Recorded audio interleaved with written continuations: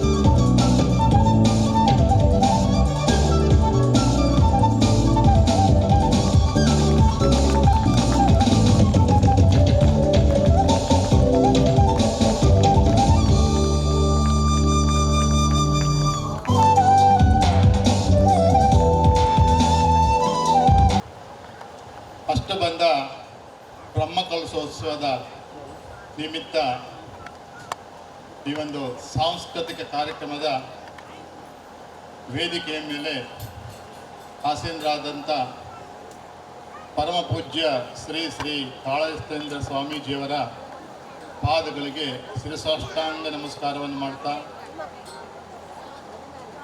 ವೇದಿಕೆಯ ಮೇಲೆ ವಿರಾಜಮಾನರಾಗಿರುವಂಥ ಪರಮ ಪೂಜ್ಯ ಶ್ರೀ ಶ್ರೀ ಶಿವಸುಜ್ಞಾನ ತೀರ್ಥ ಸ್ವಾಮೀಜಿಯವರ ಪಾದಗಳಿಗೆ ಶಿರಸಾಷ್ಟಾಂಗ ನಮಸ್ಕಾರವನ್ನು ಮಾಡುತ್ತಾ, ಇವತ್ತಿನ ಈ ಒಂದು ವೇದಿಕೆಯ ಮೇಲೆ ಉಪಸ್ಥಿತರಿರುವಂಥ ಎಲ್ಲ ನಮ್ಮ ಸಮಾಜದ ಗಣ್ಯರು ಹಾಗೂ ಬೇರೆ ಬೇರೆ ಸಂಘ ಸಮಿತಿಯ ಎಲ್ಲ ಅಧ್ಯಕ್ಷರು ಪದಾಧಿಕಾರಿಗಳಿಗೂ, ಹಾಗೆಯೇ ಈ ವೇದಿಕೆಯ ಮೇಲೆ ಮುಂಭಾಗದಲ್ಲಿರುವಂತಹ ಎಲ್ಲ ಭಕ್ತಾದಿ ಬಂಧುಗಳಿಗೂ ಹಾಗೂ ಮಾಧ್ಯಮ ಮಿತ್ರರಿಗೂ,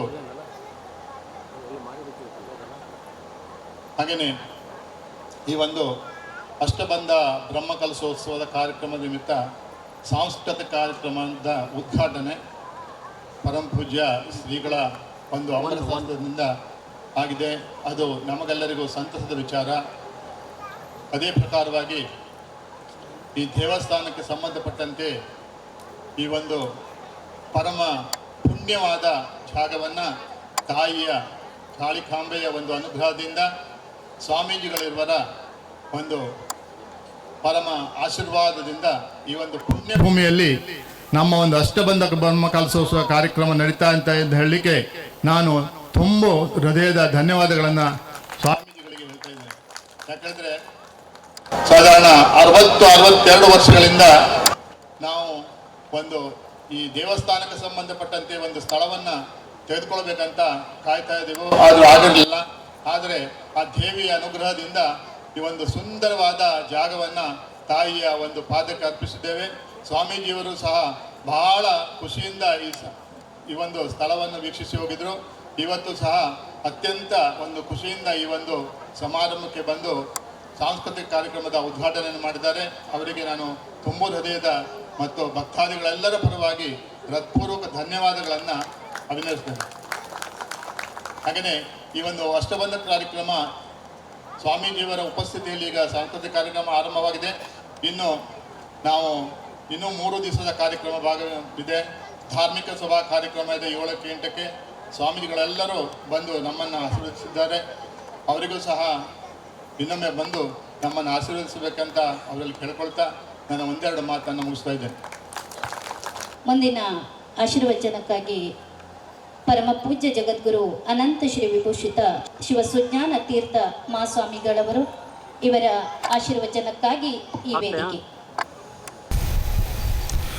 दुर्भिर्युक्ता चिदभ्यस्फटिकमणिमयीं क्षमालां दधाना हस्तैरेकेन पद्मं चिरमपुष्पं पुस्तकं चापरेण भासा कुन्देन्दुशङ्खस्फटिकमणिनिभा भासमाना समाना सा मे वाग्देवतेयं निवसतु वदने सर्वदा सुप्रसन्ना यस्यैच्छयैव भुवनानि सम्भवन्ति तिष्ठन्ति यान्ति च पुनर्विलयं युगान्ते तस्मै समस्तफलभोगनिबन्धनाय नित्यप्रबुद्धमुदिताय नमः शिवाय.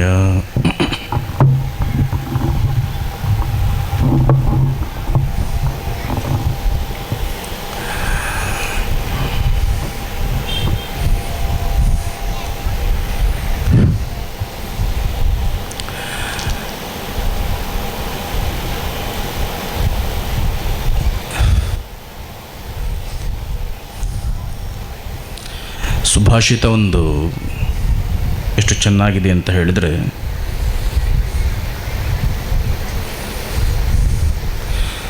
ಆಕಾಶಾತ್ ಪತಿತಂ ತೋಯಂ ಯಥಾ ಗಚ್ಚತಿ ಸಾಗರಂ. ಆಕಾಶದಿಂದ ಬಿದ್ದ ನೀರ ಹನಿ ಹೇಗೆ ಸಾಗರವನ್ನು ಸೇರ್ತದೆಯೋ, ಸರ್ವದೇವ ನಮಸ್ಕಾರಂ ಕೇಶವಂ ಪ್ರತಿಗಚ್ಚತಿ ಅಂತ. ನಾವು ಯಾವುದೇ ದೇವರಿಗೆ ನಮಸ್ಕಾರ ಮಾಡಿದರೆ ಮೂಲ ಶಕ್ತಿಯಾಗಿರ್ತಕ್ಕಂಥ ಒಂದೇ ಶಕ್ತಿಗೆ ಅದು ಸಲ್ಲುವಂಥದ್ದು ಅಂತ. ಹಾಗೆ ಪ್ರಾರಂಭದಲ್ಲಿ ಆಶೀರ್ವಚನ ಮಾಡಬೇಕು ಅಂತ ನನಗೆ ಹೇಳಿದರು. ಹಾಗೆ ನಾನು ಹೇಳಿದೆ ಅವರು ಸ್ವಾಮೀಜಿಯವರು ಮಾಡಲಿ ಅಂತ. ಆಮೇಲೆ ಅವ್ರ ಹೆಸರು ಹೇಳಿದರು, ಮೈಕ್ ಇಲ್ಲಿಗೆ ಬಂತು. ಒಟ್ಟಿನಲ್ಲಿ ಇದರ ಅರ್ಥ ಹೆಸರು ಬೇರಾದರೂ ಗುರುತತ್ವ ಒಂದೇ ಅನ್ನುವುದು ಈ ವೇದಿಕೆಯಲ್ಲಿ ಸಾಬೀತಾದ ಹಾಗೆ ಆಯಿತು ಅಂತ. ಯಾರು ಮಾತಾಡಿದ್ರೇನು, ಅದು ಹೇಳೋದು ಸಮಾಜದ ಹಿತವನ್ನು ಬಯಸಿಯೇ, ಸಮಾಜದ ಉನ್ನತಿಯನ್ನು ಇಟ್ಟುಕೊಂಡು. ನಾನು ಹೇಳಿದ ಉದ್ದೇಶ ಅಂದರೆ ಅವರು ತುಂಬ ದೂರ ಹೋಗುವರು, ನಾಳೆ ನಾಡಿದ್ದು ನಾನು ಇರ್ತೇನೆ ಇಲ್ಲಿ. ಹಾಗಾಗಿ ಅವರಿಗೆ ಜಾಸ್ತಿ ಸಮಯ ಕೊಟ್ಟು ಅವರು ಅದನ್ನು ಸಮಾಜದ ಹಿತಚಿಂತನೆ ಬಗ್ಗೆ ಒಂದೆರಡು ಉಪದೇಶವನ್ನು ಮಾಡಲಿ ಅನ್ನೋ ಉದ್ದೇಶದಿಂದ ಹೇಳಿದ್ದು. ಭಗವಂತನ ಇಚ್ಛೆ, ಅಮ್ಮನವರ ಇಚ್ಛೆ. ಪುನಃ ಮೈಕು ಈಚೆ ಬಂತು, ಹೆಸರು ಮಾತ್ರ ಆಚೆ ಹೋದದ್ದು. ಏನೇ ಆಗಲಿ ಅದು ಅಮ್ಮನವರ ಇಚ್ಛೆ ಅಂತ ಹೇಳಿ ನಾನು ಭಾವಿಸ್ತೇನೆ. ಇವತ್ತಿನ ಕಾರ್ಯಕ್ರಮ ಅತ್ಯಂತ ಅದ್ಭುತವಾಗಿ ಮೂಡಿ ಬಂದಿದೆ. ಬಹುಶಃ ಒಂದು ಮಾತಲ್ಲಿ ಹೇಳೋದಾದರೆ, ನ ಭೂತೋ ಅನ್ನುವ ರೀತಿಯಲ್ಲಿ ಇವತ್ತಿನ ಮೆರವಣಿಗೆನ ಕಾರ್ಯಕ್ರಮ ನಡೆದು ಬಂದಿದೆ. ಬಹುಶಃ ಭಟ್ಕಳದ ಇತಿಹಾಸದಲ್ಲಿ ನಾನು ಕಂಡ ಹಾಗೆ ಹಿಂದೇನೋ ಗೊತ್ತಿಲ್ಲ, ನಾನು ಇಲ್ಲೇ ಇದ್ದಾಗ ಇದುವರೆಗೆ ಈ ರೀತಿಯಾಗಿರ್ತಕ್ಕಂಥ ಶೋಭಾಯಾತ್ರೆ ನಮ್ಮ ಸಮಾಜದ ನಡೀಲೇ ಇಲ್ಲ. ಅದು ನಡೆದಿದೆ ಅಂತ ಹೇಳಿದರೆ ಖಂಡಿತ ಇದು ತುಂಬ ಹೆಮ್ಮೆ ತರುವಂತಹ ವಿಷಯ. ಇದು ನಮಗೆಲ್ಲ ಎಷ್ಟು ಮಟ್ಟಿಗೆ ಅದು ಅದ್ಭುತವಾಗಿ ನಡೀತು ಅಂತ ಹೇಳಿದರೆ, ನನಗೆ ಭಯಂಕರ ಸಂತೋಷ ಆದ ವಿಷಯ ಅಂತ ಹೇಳಿದರೆ, ಈ ಕಾರ್ಯಕ್ರಮಕ್ಕೆ ಅವರು ಇವರು ಅಲ್ಲ, ಎಲ್ಲರೂ ಸೇರಿದ್ದಾರೆ. ಎಲ್ಲರೂ ನಮ್ಮ ಕಾರ್ಯಕ್ರಮ ಅನ್ನುವ ನೆಲೆಯಲ್ಲಿ ಸೇವಾ ರೂಪದಲ್ಲಿ ಭಾಗವಹಿಸಿದ್ದಾರೆ. ನಮಗೆ ಬಿಸಿಲಾಗ್ತದೆ ಅಂತೇಳಿ ಛತ್ರ ಹಿಡಿದದ್ದು ಯಾರು? ಮಾಜಿ ಮುಕ್ತೇಶ್ವರರು. ಈ ರೀತಿಯಾಗಿರ್ತಕ್ಕಂಥ ಸೇವೆ ನಾನು ಬೇರೆ ಯಾವ ದೇವಸ್ಥಾನದ ಮುಕ್ತೇಶ್ವರ ಮಾಡಿದೆ ನೋಡಲೇ ಇಲ್ಲ. ನಮ್ಮ ಸದಾನಂದಾಚಾರ್ಯರು ಅವ್ರು ಹಿಡ್ಕೊಂಡು ನಿಂತಿದ್ರು. ನನಗೆ ಆಶ್ಚರ್ಯ ಆಯ್ತಾ, ಆಗ್ಬೋದು ಅಂತ. ಹಾಗೆ ಅದು ಭಾವನೆ ಬರಬೇಕು ಅಂತ ಹೇಳಿದರೆ ನಮ್ಮ ದೇವಸ್ಥಾನ ಅಲ್ಲಿ ಮೇಲಿಲ್ಲ ಕೀಳಿಲ್ಲ, ಅಮ್ಮನವರ ಸೇವೆಗೆ ನಾವೆಲ್ಲ ಸದಾ ಸಿದ್ಧ ಅನ್ನುವ ಸಂದೇಶವನ್ನು ಇವತ್ತಿನ ಕಾರ್ಯಕ್ರಮಕ್ಕೆ ಭಟ್ಕಳದಿಂದ ಸಮಾಜಕ್ಕೆ ರವಾನೆ ಮಾಡಿದೆ ಅಂತ ಹೇಳಿ ನಾನು ಭಾವಿಸ್ತೇನೆ. ಒಳ್ಳೆಯ ಕಾರ್ಯಕ್ರಮವನ್ನು ನಮ್ಮ ಬಂಧುಗಳು ಇವತ್ತು ಮಾಡಿದರು. ಬಹುಶಃ ಸದ್ಯ ದಿನಗಳಲ್ಲಿ ಒಂದು 3-4 ವರ್ಷದಲ್ಲಿ ನಮ್ಮ ಕರಾವಳಿಯಲ್ಲಿ ಇಷ್ಟು ದೊಡ್ಡ ಕಾರ್ಯಕ್ರಮ ಆಗಲಿಲ್ಲ, ಅದು ಆಗಿದೆ ಅಂಥೇಳಿ ನಮ್ಮ ಭಟ್ಕಳದಲ್ಲಿ ಅನ್ನೋ ಒಂದು ಹೆಮ್ಮೆ ನನಗಿದೆ. ತುಂಬ ಚೆನ್ನಾಗಿ ಮೂಡಿ ಬಂತು. ಎಲ್ಲರೂ ಶಿಸ್ತುಬದ್ಧವಾಗಿ ಕಾರ್ಯಕ್ರಮವನ್ನು ನಡೆಸಿಕೊಟ್ರು. ಒಂದು ಸಂತೋಷವೂ ಆಯಿತು. ಸ್ವಲ್ಪ ಪ್ರಾರಂಭದಲ್ಲಿ ನನಗೆ ಅದು ಕಸಿವಿಸಿ ಆಯಿತು. ಹೇಳಬೇಕೋ ಬೇಡ ಗೊತ್ತಿಲ್ಲ, ಆದರೆ ಹೇಳಲೇಬೇಕು. ಇನ್ನು ಮುಂದೆ ಹಾಗೆ ಮಾಡಬಾರ್ದು. ಉದ್ದೇಶ ಏನು ಅಂತ ಹೇಳಿದರೆ, ನೀರು ಕೊಡ್ತಾಯಿದ್ರು, ಕುಡಿದವ್ರ ಬಾಟ್ಲಿ ಅಲ್ಲಲ್ಲೇ ಬಿಸಾಡ್ತಾಯಿದ್ರು. ನಾವು ಕಾರ್ಯಕ್ರಮ ಮಾಡಿದಾಗ ಬೇರೆ ಸಮಾಜಕ್ಕೆ ನಾವು ಮಾದರಿಯಾಗಿ ಕಾರ್ಯಕ್ರಮ ಮಾಡಬೇಕು. ಅವ್ರು ನೋಡಿ ನಮ್ಮ ಇವರು ಕಾರ್ಯಕ್ರಮ ಮಾಡಿದ್ರು, ಊರೆಲ್ಲ ಗಲೀಜು ಮಾಡಿದ್ರು ಅಂತ ಹೇಳಿಸ್ಕೊಳ್ಬಾರ್ದು ಅಂತ ಮನಸ್ಸಲ್ಲಿ ಅನ್ನಿಸ್ತಾ ಇತ್ತು. ಕೊನೆಗೆ ಯಾರೋ ಬ್ಯಾಗ್ ಇಟ್ಕೊಂಡು ಬಂದರು, ಎಲ್ಲ ಬಾಟ್ಲಿ ಸಂಗ್ರಹ ಮಾಡ್ತಾ ಹೋಯಿದ್ರು. ಖಂಡಿತ ಇದು ನನ್ನ ಭಾವನೆ ಅಮ್ಮನವರಿಗೆ ಮುಟ್ಟಿದ್ದು ಅಂಥೇಳಿ ನಾನು ಆಗ ಅನಿಸ್ಕೊಂಡೆ. ಎಲ್ಲ ಸಂಗ್ರಹ ಮಾಡಿ ನಾವು ಮಾಡಿದ್ದೇವೆ, ಇನ್ನೊಬ್ಬರಿಗೆ ಆದರ್ಶ. ನಮ್ಮಿಂದ ಯಾವುದೇ ಊರಿನಲ್ಲಿ ತೊಂದರೆ ಆಗಲಿಲ್ಲ ಅನ್ನುವ ಸಂದೇಶವನ್ನು ಕೂಡ ಇವತ್ತಿನ ಕಾರ್ಯಕ್ರಮ ಭಟ್ಕಳ ಜನತೆಗೆ ಅದು ಕೊಟ್ಟ ಹಾಗೆ ಆಯಿತು. ಎಲ್ಲರೂ ಕೂಡ ಅದ್ಭುತವಾಗಿ ಕಾರ್ಯಕ್ರಮವನ್ನು ನಡೆಸಿಕೊಟ್ರು. ತುಂಬ ಕೊರಗಿತ್ತು. ಏನು ಅಂತ ಹೇಳಿದರೆ, ನಮ್ಮದೊಂದು ಜಾಗ ಆಗಲಿಲ್ಲ, ನಮ್ಮದೊಂದು ಸ್ಥಳ ಇರಲಿಲ್ಲ ಅಂತ ಕಳೆದ ಬ್ರಹ್ಮಕಲಶದಲ್ಲಿ ತುಂಬ ಬೇಸರ ಇತ್ತು. ಎಷ್ಟು ಮಟ್ಟಿಗೆ ಆಗ ನಾನು ಕೂಡ ಕಾರ್ಯಕ್ರಮದಲ್ಲಿ ಬ್ರಹ್ಮಕಲಶದಲ್ಲಿ ಇದ್ದೆ, ಸಭಾ ವೇದಿಕೆಯಲ್ಲಿ. ನಾವು ಕಾರ್ಯಕ್ರಮ ಅನಿವಾರ್ಯವಾಗಿ ಇನ್ನೊಬ್ಬರ ಸ್ಥಳದಲ್ಲಿ ಅವರನ್ನು ಬೇಡಿಕೊಂಡು ನಾವು ಕಾರ್ಯಕ್ರಮ ಮಾಡಬೇಕಾಗಿತ್ತು. ಕಾರ್ಯಕ್ರಮ 6 ಗಂಟೆಗೆ ಪ್ರಾರಂಭ ಆಗಿದೆ. ಇನ್ನು ಸ್ವಾಮಿಗಳ ಆಶೀರ್ವಚನ ಮಾಡ್ತಿದ್ದಾರೆ. ಯಾರೋ ಒಬ್ಬ ಮೈಕ್ ಮ್ಯೂಟ್ ಮಾಡ್ತಾನೆ. ತಲೆಬಿಸಿಯಾಗಿ ಹೋಯ್ತು. ನಾನು ಕೇಳಿದರೆ ಉತ್ತರ ಬೇರೆ ಬಂತು. ಅದು ಇಲ್ಲಿ ಹೇಳಬೇಕೋ ಬೇಡ ಗೊತ್ತಿಲ್ಲ, ಆದರೆ ನಾವು ಅದಕ್ಕೆ ಯಾವುದಕ್ಕೂ ಹೆದರೋದಿಲ್ಲ. ಇದ್ದದನ್ನು ನೇರವಾಗಿ ಹೇಳೋದು. ನಮಾಜ್ ಮಾಡಿದ ತಕ್ಷಣ ನಮ್ಮ ಸಮಾಜ ಕಾರ್ಯಕ್ರಮ ಮೈಕ್ ಯಾಕೆ ಮ್ಯೂಟ್ ಮಾಡಬೇಕು? ಆ ಮಟ್ಟಿಗೆ ನಮಗೆ ಯಾಕೆ ದಾಸ್ಯ ಅಂತ ಅನಿಸ್ಬಿಡ್ತಾ. ಖಂಡಿತ ಆ ಸಭೆಯಲ್ಲಿ ತುಂಬ ಬೇಸರ ಆಗೋಯ್ತು ನನಗೆ. ಸಭೆಯಲ್ಲಿ ಕೂಡ ನಾನು ಘಂಟಾಘೋಷವಾಗಿ ಹೇಳಿದ್ದೇನೆ ತಪ್ಪಿದು ಅಂಥೇಳಿ. ಅದೇ ಸಂದರ್ಭದಲ್ಲಿ ಅವತ್ತು ನಾನು ಸಂಕಲ್ಪ ಮಾಡಿದ್ದೆ, ಅವತ್ತು ಬಂದ ಪಾದ ಕಾಣಿಕೆಯನ್ನು ಸಂಗ್ರಹ ಮಾಡಿ ಅವತ್ತಿನ ಮುಕ್ತೇಶ್ವರಾಗಿರ್ತಕ್ಕಂಥ ಮೃತ್ಯುಂಜಯಾಚಾರ್ಯ ಕೊಟ್ಟಿದ್ದೇನೆ, ಇದನ್ನು ಮೂಲ ನಿಧಿಯಾಗಿ ಇಟ್ಕೊಳ್ಳಿ, ಜಾಗಕ್ಕೆ ಪ್ರಯತ್ನ ಮಾಡಿ ಅಂಥೇಳಿ. 12 ವರ್ಷದ ತಪಸ್ಸಿನ ಫಲ ಇವತ್ತು 2 ಜಾಗ ಸಿಗೋ ಆಗಾಯಿತು ಅಂತ ಹೇಳಿದರೆ, ನಿಮ್ಮ ಶ್ರದ್ಧೆ, ಅಮ್ಮನವರ ಅನುಗ್ರಹ ಎಲ್ಲ ಸೇರಿಕೊಂಡು ಇವತ್ತು 2 ಜಾಗ ಸಿಗುವಾಗಾಯಿತು. ಸಂತೋಷ. ನಾವು ಪಕ್ಕದ ಜಾಗಕ್ಕೆ ಪ್ರಯತ್ನ ಮಾಡ್ತಿದ್ವಿ, ಅದು ಏನೋ ಯೋಗ ಇತ್ತು, ಈ ಜಾಗ ಸಿಕ್ಕಿತ್ತು, ಅದು ಒಳ್ಳೆಯದಾಯಿತು. ಸಭಾ ಕಾರ್ಯಕ್ರಮ ಮಾಡಲಿಕ್ಕೆ ತುಂಬ ಚೆನ್ನಾಗಿದೆ. ದೇವಸ್ಥಾನದ ಒಟ್ಟಿಗೆ ಸಭಾಭವನ ಇದ್ದರೆ ಒಂದು ರೀತಿದು ಒಳ್ಳೆಯದೇ, ಒಂದು ರೀತಿಯಿಂದ ಪಾರ್ಕಿಂಗ್ ಸಮಸ್ಯೆ ಅದು ಎಲ್ಲ ಸಮಸ್ಯೆ ಬರ್ತಾಯಿತ್ತು. ಅದು ಯಾವುದೂ ಇಲ್ಲ.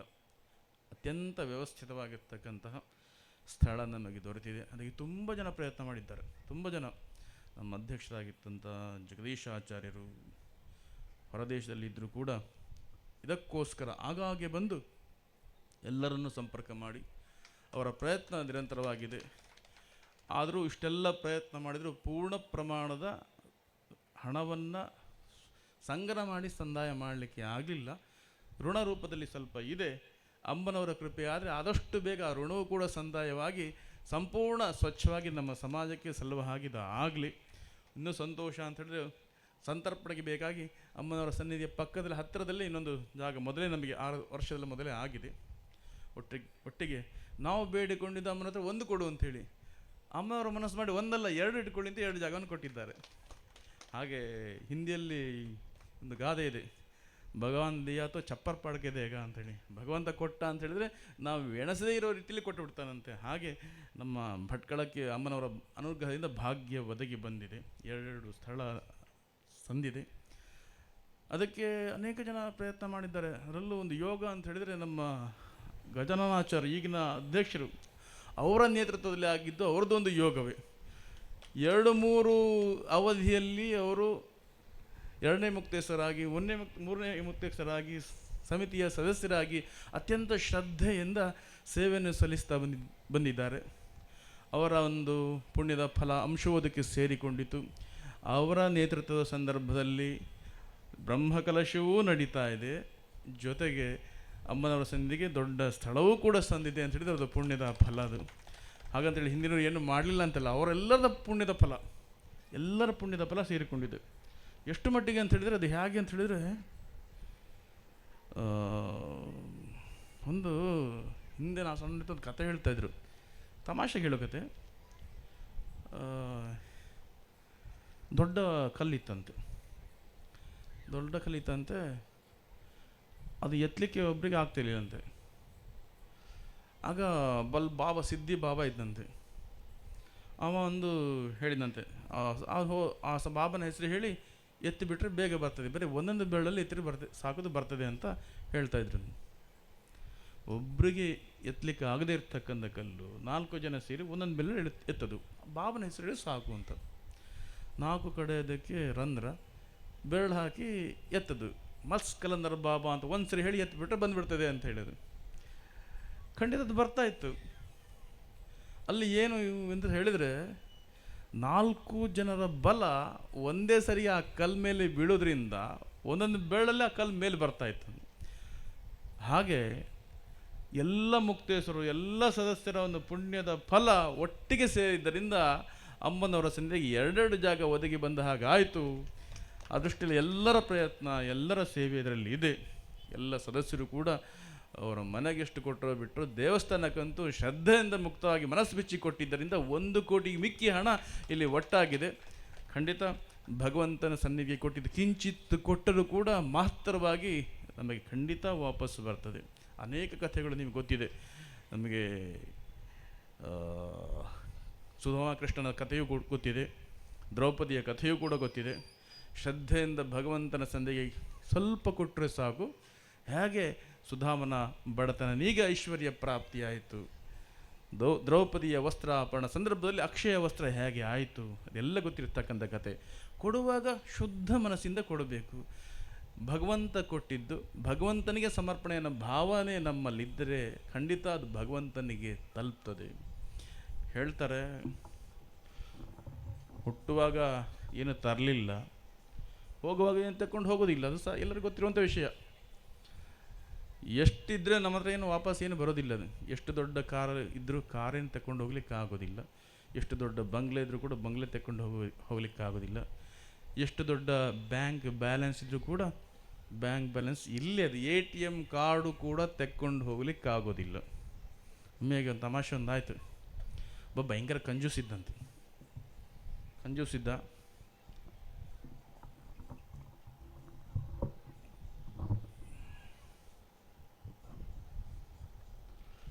ಕಂಜೂಸ್ ಯಾಕಾಗಿದ್ದ ಅಂತ ಹೇಳಿದರೆ, ಭಯಂಕರ ಬಡತನಲ್ಲಿ ಹುಟ್ಟಿದ್ದವ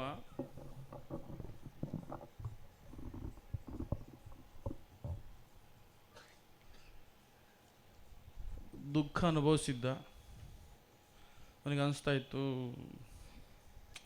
ಶ್ರೀಮಂತರಾಗಬೇಕು, ಹಣ ಮಾಡಿದ್ರೆ ಒಳ್ಳೆಯದು ಅಂತೇಳಿ.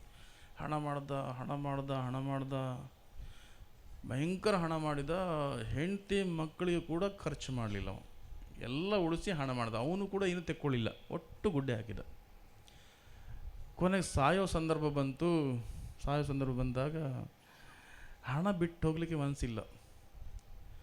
ಅವ ಹೇಳಿದ ಹೆಂಡತಿ ಹತ್ರ, ನೋಡು ಭಯಂಕರ ಕಷ್ಟಪಟ್ಟು ಸಂಪಾದನೆ ನಾನು ಮಾಡಿದ್ದೇನೆ, ಈ ಹಣ ನೀ ಉಪಯೋಗಿಸ್ಲಿಕ್ಕಿಲ್ಲ, ನನ್ನೊಟ್ಟಿಗೆ ಒಟ್ಟಿಗೆ ನನ್ನ ಶವ ಸಂಸ್ಕಾರ ಮಾಡ್ತಿರಲ್ಲ, ಗುಂಡಿ ಮಾಡ್ತಿರಲ್ಲ, ಅಲ್ಲಿ ಹಾಕಬೇಕು ಅಂತ ಹೇಳಿದ. ಹೇಳಿ ಸತ್ತೋಗ್ಬಿಟ್ಟವ. ಹೆಂಡತಿಗೆ ಭಯಂಕರ ಬೇಸರ ಆಯಿತು. ಇದ್ದಾಗ ಪುಣ್ಯಾತ್ಮ ಏನು ಮಾಡಲಿಕ್ಕೆ ಬಿಡಲಿಲ್ಲ, ಹೋಗಬೇಕಾದ್ರೆ ಒಂದು ಭಾಷೆ ತಗೊಂಡು ಸತ್ತೋಗ್ಬಿಟ್ಟನಲ್ಲ ಅಂಥೇಳಿ ಭಯಂಕರ ಬೇಸರ ಆಯಿತು ಅವಳಿಗೆ. ಏನು ಮಾಡೋದು, ಎಲ್ಲ ಹಣ ಅವನ ಹೆಣಕ್ಕೆ ಹಾಕಬೇಕು. ತಲೆ ಬಿಸಿ ಆಯ್ತು. ತುಂಬ ಹೊತ್ತು ಯೋಚನೆ ಮಾಡಿದ್ದು, ಮಕ್ಕಳು ನೋಡೋದು ಹೇಗೆ, ಹಾಗೆಲ್ಲ ಯೋಚನೆ ಮಾಡಿ ಮಾಡಿ ಮಾಡಿ ಕೊನೆಗೊಂದು ನಿರ್ಧಾರಕ್ಕೆ ಬಂದು ಏನೋ ಮೇಕಪ್ ಮಾಡ್ಕೊಂಡು ಸೀದಾ ಹೊರಗೆ ಹೋದ್ಲು. ಒಂದು 2 ತಾಸು ಬಿಟ್ಟು ವಾಪಸ್ ಬಂದಳು. ಎಲ್ಲರಿಗೆ ಹೇಳಿದ್ರೆ ಸಂಸ್ಕಾರ ಮಾಡುವ ಅಂತ ತೊಗೊಂಡೋಗಿ ಹೂತಾಕಿದ್ರು. ಹೂತಾಕುವಾಗ ಅದರಲ್ಲೊಂದು ಲೆಟ್ರ್ ಇಟ್ಟಿಲ್ಲಳು. ಲೆಟ್ರು ಒಂದು ಪೆನ್ ಇಟ್ಟಿಲ್ಲ. ಲೆಟ್ರ್ ಪೆನ್ ಇಟ್ಟು ಏನು ಬರೆದಿದ್ದು ಅಂತ ಹೇಳಿದರೆ, ನೋಡಿ ಯಜಮಾನ್ರೆ, ನೀವು ಹೇಳಿದ ಹಾಗೆ ಎಲ್ಲ ಹಣವನ್ನು ನಿಮ್ಮೊಟ್ಟಿಗೆ ಇಡ್ತಾ ಇದ್ದೇವೆ. ಏನು ಮಾಡಿದ್ದೇನೆ ಅಂದರೆ, ನಿಮ್ಮೆಲ್ಲ ಹಣವನ್ನು ತಗೊಂಡು ಬ್ಯಾಂಕಲ್ಲಿ ಇಟ್ಟಿದ್ದೇನೆ. ಚೆಕ್ ಬುಕ್ ತಂದಿದ್ದೇನೆ, ಅದರೊಟ್ಟಿಗೆ ಪೆನ್ನು ಕೂಡ ಇಟ್ಟಿದ್ದೇನೆ, ನಿಮ್ಮ ಹಣದ ಮೇಲೆ ಇಟ್ಟಿದ್ದೇನೆ. ನಿಮಗೆ ಯಾವಾಗ ಬೇಕು ಅದನ್ನು ಡ್ರಾ ಮಾಡಿಕೊಳ್ಳಿ ಅಂತೇಳಿ ಬರೆದ್ಲು. ಅವನ ಹೆಣದ ಮೇಲೆ ಇಟ್ಲು, ಮಣ್ಣು ಮಾಡಿಲ್ಲು. ಕೆಲವರು ಆ ರೀತಿ ಕಂಜೂಸಿರ್ತಾರೆ. ಇದ್ದಾಗಂತೂ ಉಪಯೋಗಿಸ್ಲಿಕ್ಕೆ ಬಿಡೋದಿಲ್ಲ. ಬುದ್ಧಿವಂತಿಕಿದ್ರೆ ಎಲ್ಲಿ ಬೇಕಾದರೂ ಬದುಕ್ಬೋದು. ಆ ಬುದ್ಧಿವಂತಿಕೆ ಅವಳು ಮಾಡಿಲ್ಲು. ಆದರೆ ನಮ್ಮ ಶಾಸ್ತ್ರ ಹೇಳ್ತದೆ, ದೀನ್ ಮನಸ್ಸು ಮಾಡಿದರೆ ಎಲ್ಲ ತೆಕ್ಕೊಂಡು ಹೋಗ್ಬೋದು. ಋತೋಪ್ಯರ್ಥನ್ನ ಮೋಕ್ಷಾಮಿ ಬದ್ಧ ನೇಷ್ಯಾಮಿ ಮೂರ್ಧಿನಿ ಇಚಿ ಚೇತ್ ಸುದೃಢೋ ಲೋಭ ಪಾತ್ರೇ ದೇಯಮಶಂಕಿತಂ ಅಂತ ಹೇಳಿ ಶಾಸ್ತ್ರ ಹೇಳ್ತದೆ. ನೀನೇನಾದರೂ ಸಂಕಲ್ಪ ಮಾಡಿ ನಾನು 1 ಪೈಸನೂ ಬಿಡ್ದೇನೆ ಎಲ್ಲ ತೆಕ್ಕೊಂಡು ಹೋಗ್ತೀನಿ ಅಂತ ನೀ ಸಂಕಲ್ಪ ಮಾಡಿದ್ದೇ ಆದರೆ ಖಂಡಿತ ಅದು ಸಾಧ್ಯತೆ ಇದೆ. ಹೇಗೆ ಅಂತ ಹೇಳಿದರೆ, ನಾವೀಗ ಅಮೇರಿಕಕ್ಕೆ ಹೋಗಬೇಕು. ಅಮೇರಿಕಕ್ಕೆ ಹೋಗಬೇಕಿದ್ರೆ ಏನು ಮಾಡ್ತೇವೆ? ಮೊದಲು ರೂಪಾಯಿನ ಡಾಲರ್ ಆಗಿ ಕನ್ವರ್ಟ್ ಮಾಡ್ಕೊಳ್ತೇವೆ. ಅಮೇರಿಕದಲ್ಲಿ ನಮ್ಮ ರೂಪಾಯಿ ನಡೆಯೋದಿಲ್ಲ. ಅಮೇರಿಕ ಪ್ರವಾಸ, ಇಂಗ್ಲೆಂಡ್ ಆದರೂ ಕೂಡ ಎಲ್ಲಾದರೂ ಅವರವರ ಕರೆನ್ಸಿ ನಾವು ಮಾಡ್ಕೊಳ್ಬೇಕು. ಹಾಗೆ ಉದಾಹರಣೆ ಅಮೇರಿಕ ಹೇಳಿದ್ದು ನಾನು ಅಷ್ಟೇ. ಅಮೇರಿಕಕ್ಕೆ ಹೋಗುವಾಗ ನಮ್ಮ ರೂಪಾಯಿಯನ್ನು ಹೇಗೆ ಡಾಲರ್ ಆಗಿ ಮಾಡ್ಕೊಳ್ತೀವಿಯೋ ಹಾಗೆ ನಾವು ಇಲ್ಲಿ ಸಂಪಾದನೆ ಮಾಡಿರ್ತಕ್ಕಂಥ ಹಣವನ್ನು ಪುಣ್ಯ ರೂಪದಲ್ಲಿ ಸಂಗ್ರಹ ಮಾಡಬೇಕಂತೆ. ಪಾತ್ರೆಯ ದೇಯಮಶಂಕಿತಂ, ಸತ್ಕಾರ್ಯಕ್ಕೆ ವಿನಿಯೋಗ ಮಾಡಿ ಪುಣ್ಯ ರೂಪದಲ್ಲಿ ಸಂಗ್ರಹ ಮಾಡಿದಾಗ ನಾವು ಏನು ಸಂಪಾದನೆ ಮಾಡಿದ್ದೇವೆಯೋ ಅದನ್ನೆಲ್ಲ ಕೂಡ ನಾವು ನಮ್ಮೊಟ್ಟಿಗೆ ತಗೊಂಡು ಹೋಗಲಿಕ್ಕೆ ಸಾಧ್ಯತೆ ಇದೆ. ಆ ದೃಷ್ಟಿಯಲ್ಲಿ ಇದಕ್ಕೆ ಸತ್ಕಾರ್ಯಕ್ಕೆ ನೀವು ಸದ್ವಿನಿಯೋಗ ಮಾಡಿ, ನೀವು ಇಲ್ಲಿ ಭೌತಿಕವಾಗಿ ಸಂಪಾದನೆ ಮಾಡಿದ ಹಣವನ್ನು ಪುಣ್ಯ ರೂಪದಲ್ಲಿ ಸಂಗ್ರಹ ಮಾಡಿದ್ದೀರಾ, ಖಂಡಿತ ನಿಮ್ಮೊಟ್ಟಿಗಿದ್ದು ಬಂದೇ ಬರ್ತದೆ. ಒಂದು ಒಳ್ಳೆಯ ಕೆಲಸವನ್ನು ನೀವೆಲ್ಲ ಸೇರಿ ಇವತ್ತು ಮಾಡಿದ್ದೀರಾ. ಹಾಗೆ ಸಾಧ್ಯವಾದಷ್ಟು ಅಮ್ಮನವರ ಕೃಪೆ ನಿಮ್ಮೆಲ್ಲರ ಮೇಲೆ ಇರಲಿ. ನಾಳೆ ನಾಡಿದ್ದು ಅಚ್ಚನಾಡಿದ್ದು ದೇವರ ಸನ್ನಿಧಿಯಲ್ಲಿ ಬ್ರಹ್ಮಕಲಶ ಆಗಲಿಕ್ಕಿದೆ. ಅದಕ್ಕೆ ಬೇಕಾಗಿರ್ತಕ್ಕಂಥ ಎಲ್ಲ ಕಾರ್ಯಕ್ರಮವೂ ಕೂಡ ಇಲ್ಲಿ ನಡೀಲಿಕ್ಕಿದೆ. ಆ ಎಲ್ಲ ಕಾರ್ಯಕ್ರಮದಲ್ಲೂ ಕೂಡ ನೀವು ಭಾಗವಹಿಸಿ.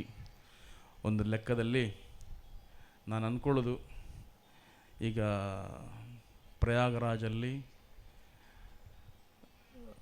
ಒಂದು ಮಹಾಕುಂಭ ನಡೀತಾ ಇದೆ. ಮಹಾಕುಂಭದಲ್ಲಿ ನಮಗೆ ಭಾಗವಹಿಸಬೇಕು ಅಂತ ಮನಸ್ಸಿದ್ರೂ ಕೂಡ ಕೆಲವೊಮ್ಮೆ ಭಾಗವಹಿಸಲಿಕ್ಕೆ ಸಾಧ್ಯ ಆಗೋದಿಲ್ಲ. ಕೆಲವರಿಗೆ ಭಾಗವಹಿಸಲಿಕ್ಕೆ ಆಗ್ತದೆ, ಕೆಲವರಿಗೆ ಆಗೋದಿಲ್ಲ. ಯಾರ್ಯಾರಿಗೆ ಭಾಗವಹಿಸಲಿಕ್ಕೆ ಸಾಧ್ಯವಾಗೋದಿಲ್ಲವೋ ಅವರಷ್ಟೇ ಶ್ರದ್ಧೆಯಿಂದ ಅಮ್ಮನವರ ಸನ್ನಿಧಿಗೆ ಸೇವೆ ಮಾಡಿದರೆ ಮಹಾಕುಂಭದಲ್ಲಿ ಸ್ನಾನ ಮಾಡಿದ ಏನು ಪುಣ್ಯದ ಫಲ ಉಂಟೋ ಆ ಪುಣ್ಯದ ಫಲ ಇಲ್ಲೇ ಸೇವೆ ಮಾಡಿ ನಾವು ಪಡೀಲಿಕ್ಕೆ ಸಾಧ್ಯತೆ ಇದೆ. ಅದೊಂದು ಒಳ್ಳೆಯ ಅವಕಾಶ. ಅಲ್ಲಿ ಪ್ರಯಾಗರಾಜಲ್ಲಿ ಮಹಾಕುಂಭ, ಇಲ್ಲಿ ಅಮ್ಮನವರ ಬ್ರಹ್ಮಕಲಶಾಭಿಷೇಕ ಒಟ್ಟೊಟ್ಟಿಗೆ ಬಂದಿದೆ. ಅಲ್ಲಿ ಹೋಗಿ ಸ್ನಾನ ಮಾಡೋದಕ್ಕಿಂತ ಇಲ್ಲಿ ಪವಿತ್ರ ಸೇವೆಯ ಸ್ನಾನ ಮಾಡಿದ್ರೆ ಸಾಕು, ಖಂಡಿತ ನಮಗೆ ಆತ್ಮೋದ್ಧಾರ ಆಗುವಲ್ಲಿ ಯಾವ ಸಂಶಯವಿಲ್ಲ. ಆ ನಿಟ್ಟಿನಲ್ಲಿ ಒಂದು ಒಳ್ಳೆಯ ಅವಕಾಶ ನಮ್ಮ ಭಟ್ಕಳದ ಜನತೆಗೆ ಬದುಕಿ ಬಂದಿದೆ. ಅದನ್ನೆಲ್ಲ ನೀವು ಶ್ರದ್ಧೆಯಿಂದ ಉಪಯೋಗಿಸಿಕೊಳ್ಳಿ.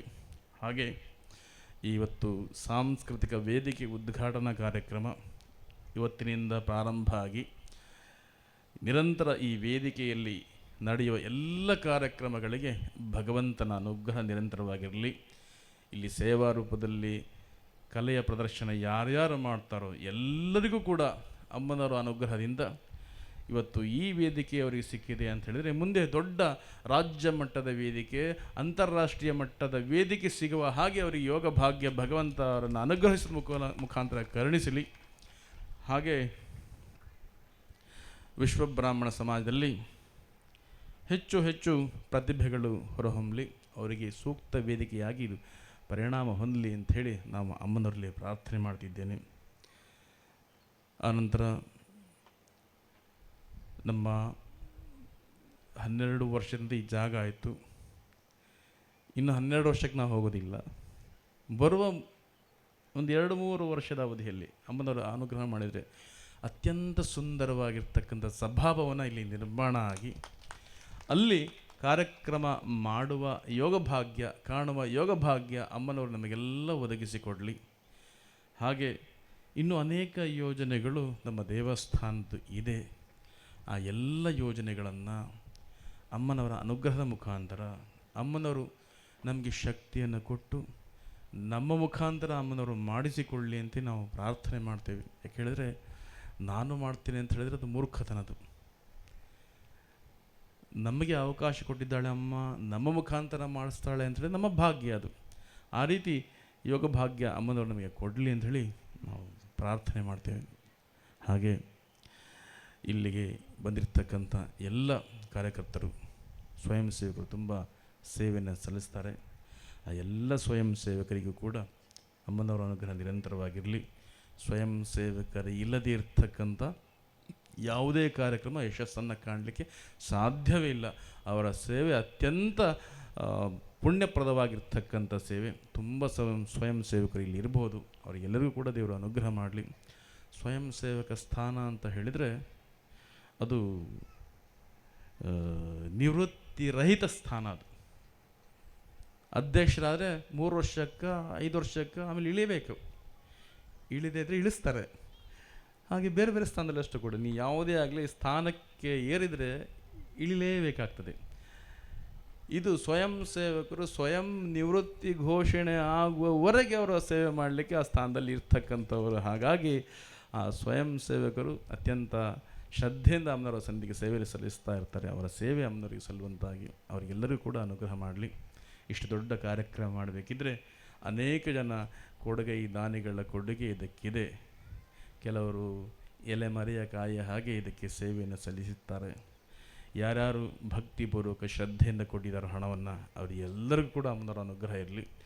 ಇನ್ನಷ್ಟು ಕೊಡುವ ಹಾಗೆ ಶಕ್ತಿಯನ್ನು ಅಮ್ಮನವರು ಕೊಡಲಿ.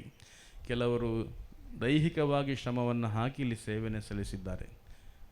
ಕಾಯೇನ ವಾಚ ಮನಸ ತ್ರಿಕರಣಪೂರ್ವಕ ಹಣವನ್ನು ಕೊಟ್ಟಿರ್ತಾರೆ, ಒಳ್ಳೆಯ ಮಾತುಗಳನ್ನು ಹೇಳಿ ಸಹಕಾರ ಮಾಡಿರ್ತಾರೆ, ದೈಹಿಕವಾಗಿ ಶ್ರಮವನ್ನು ಪಟ್ಟಿರ್ತಾರೆ. ಅವರಿಗೆಲ್ಲರಿಗೂ ಕೂಡ ಅಮ್ಮನವರ ಅನುಗ್ರಹ ಇದ್ದು ಇನ್ನಷ್ಟು ಸೇವೆ ಮಾಡುವಂತಹ ಶಕ್ತಿ, ಯುಕ್ತಿ, ಯೋಗ ಭಾಗ್ಯ, ಆರೋಗ್ಯವನ್ನು ಅಮ್ಮನವರವರಿಗೆ ಕರುಣಿಸಲಿ ಅಂಥೇಳಿ ಮತ್ತೊಮ್ಮೆ ನಮ್ಮ ಆರಾಧ್ಯ ಮೂರ್ತಿಯಲ್ಲಿ ಪ್ರಾರ್ಥಿಸಿ ನಿಮ್ಮನ್ನೆಲ್ಲ ಹರಸುತ್ತಾ ನಾವು ವಿರಮಿಸುತ್ತೇವೆ. ತತ್ಸಬ್ರಹ್ಮಾರ್ಪಣಮಸ್ತು. ಹರ ನಮಃ ಪಾರ್ವತೀಪತಯೇ. ಹರ ಹರ ಮಹಾದೇವ.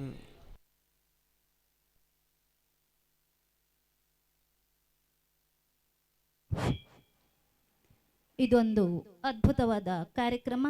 ನಮ್ಮದೇ ಆದ ಸ್ವಂತ ಜಾಗದಲ್ಲಿ 12 ವರ್ಷದ ತಪಸ್ಸಿನ ಫಲವಾಗಿ ಈ ಕಾರ್ಯಕ್ರಮ ನಡೀತಾ ಇರುವುದು ಹೆಮ್ಮೆಯ ಸಂಗತಿ. ಎಲ್ಲರ ಪುಣ್ಯ ಫಲದ ಸಂಕೇತವಾಗಿ ಇಷ್ಟು ದೊಡ್ಡ ಮಟ್ಟದ ಕಾರ್ಯಕ್ರಮ ನಡೀತಾ ಇದೆ. ನಿಮ್ಮ ಆಶೀರ್ವಾದದ ಫಲದಿಂದ ಮುಂದಿನ ದಿನಗಳಲ್ಲಿ ಸುಸಜ್ಜಿತ ಸಭಾಭವನ ನಿರ್ಮಾಣವಾಗುವಂತಾಗಲಿ.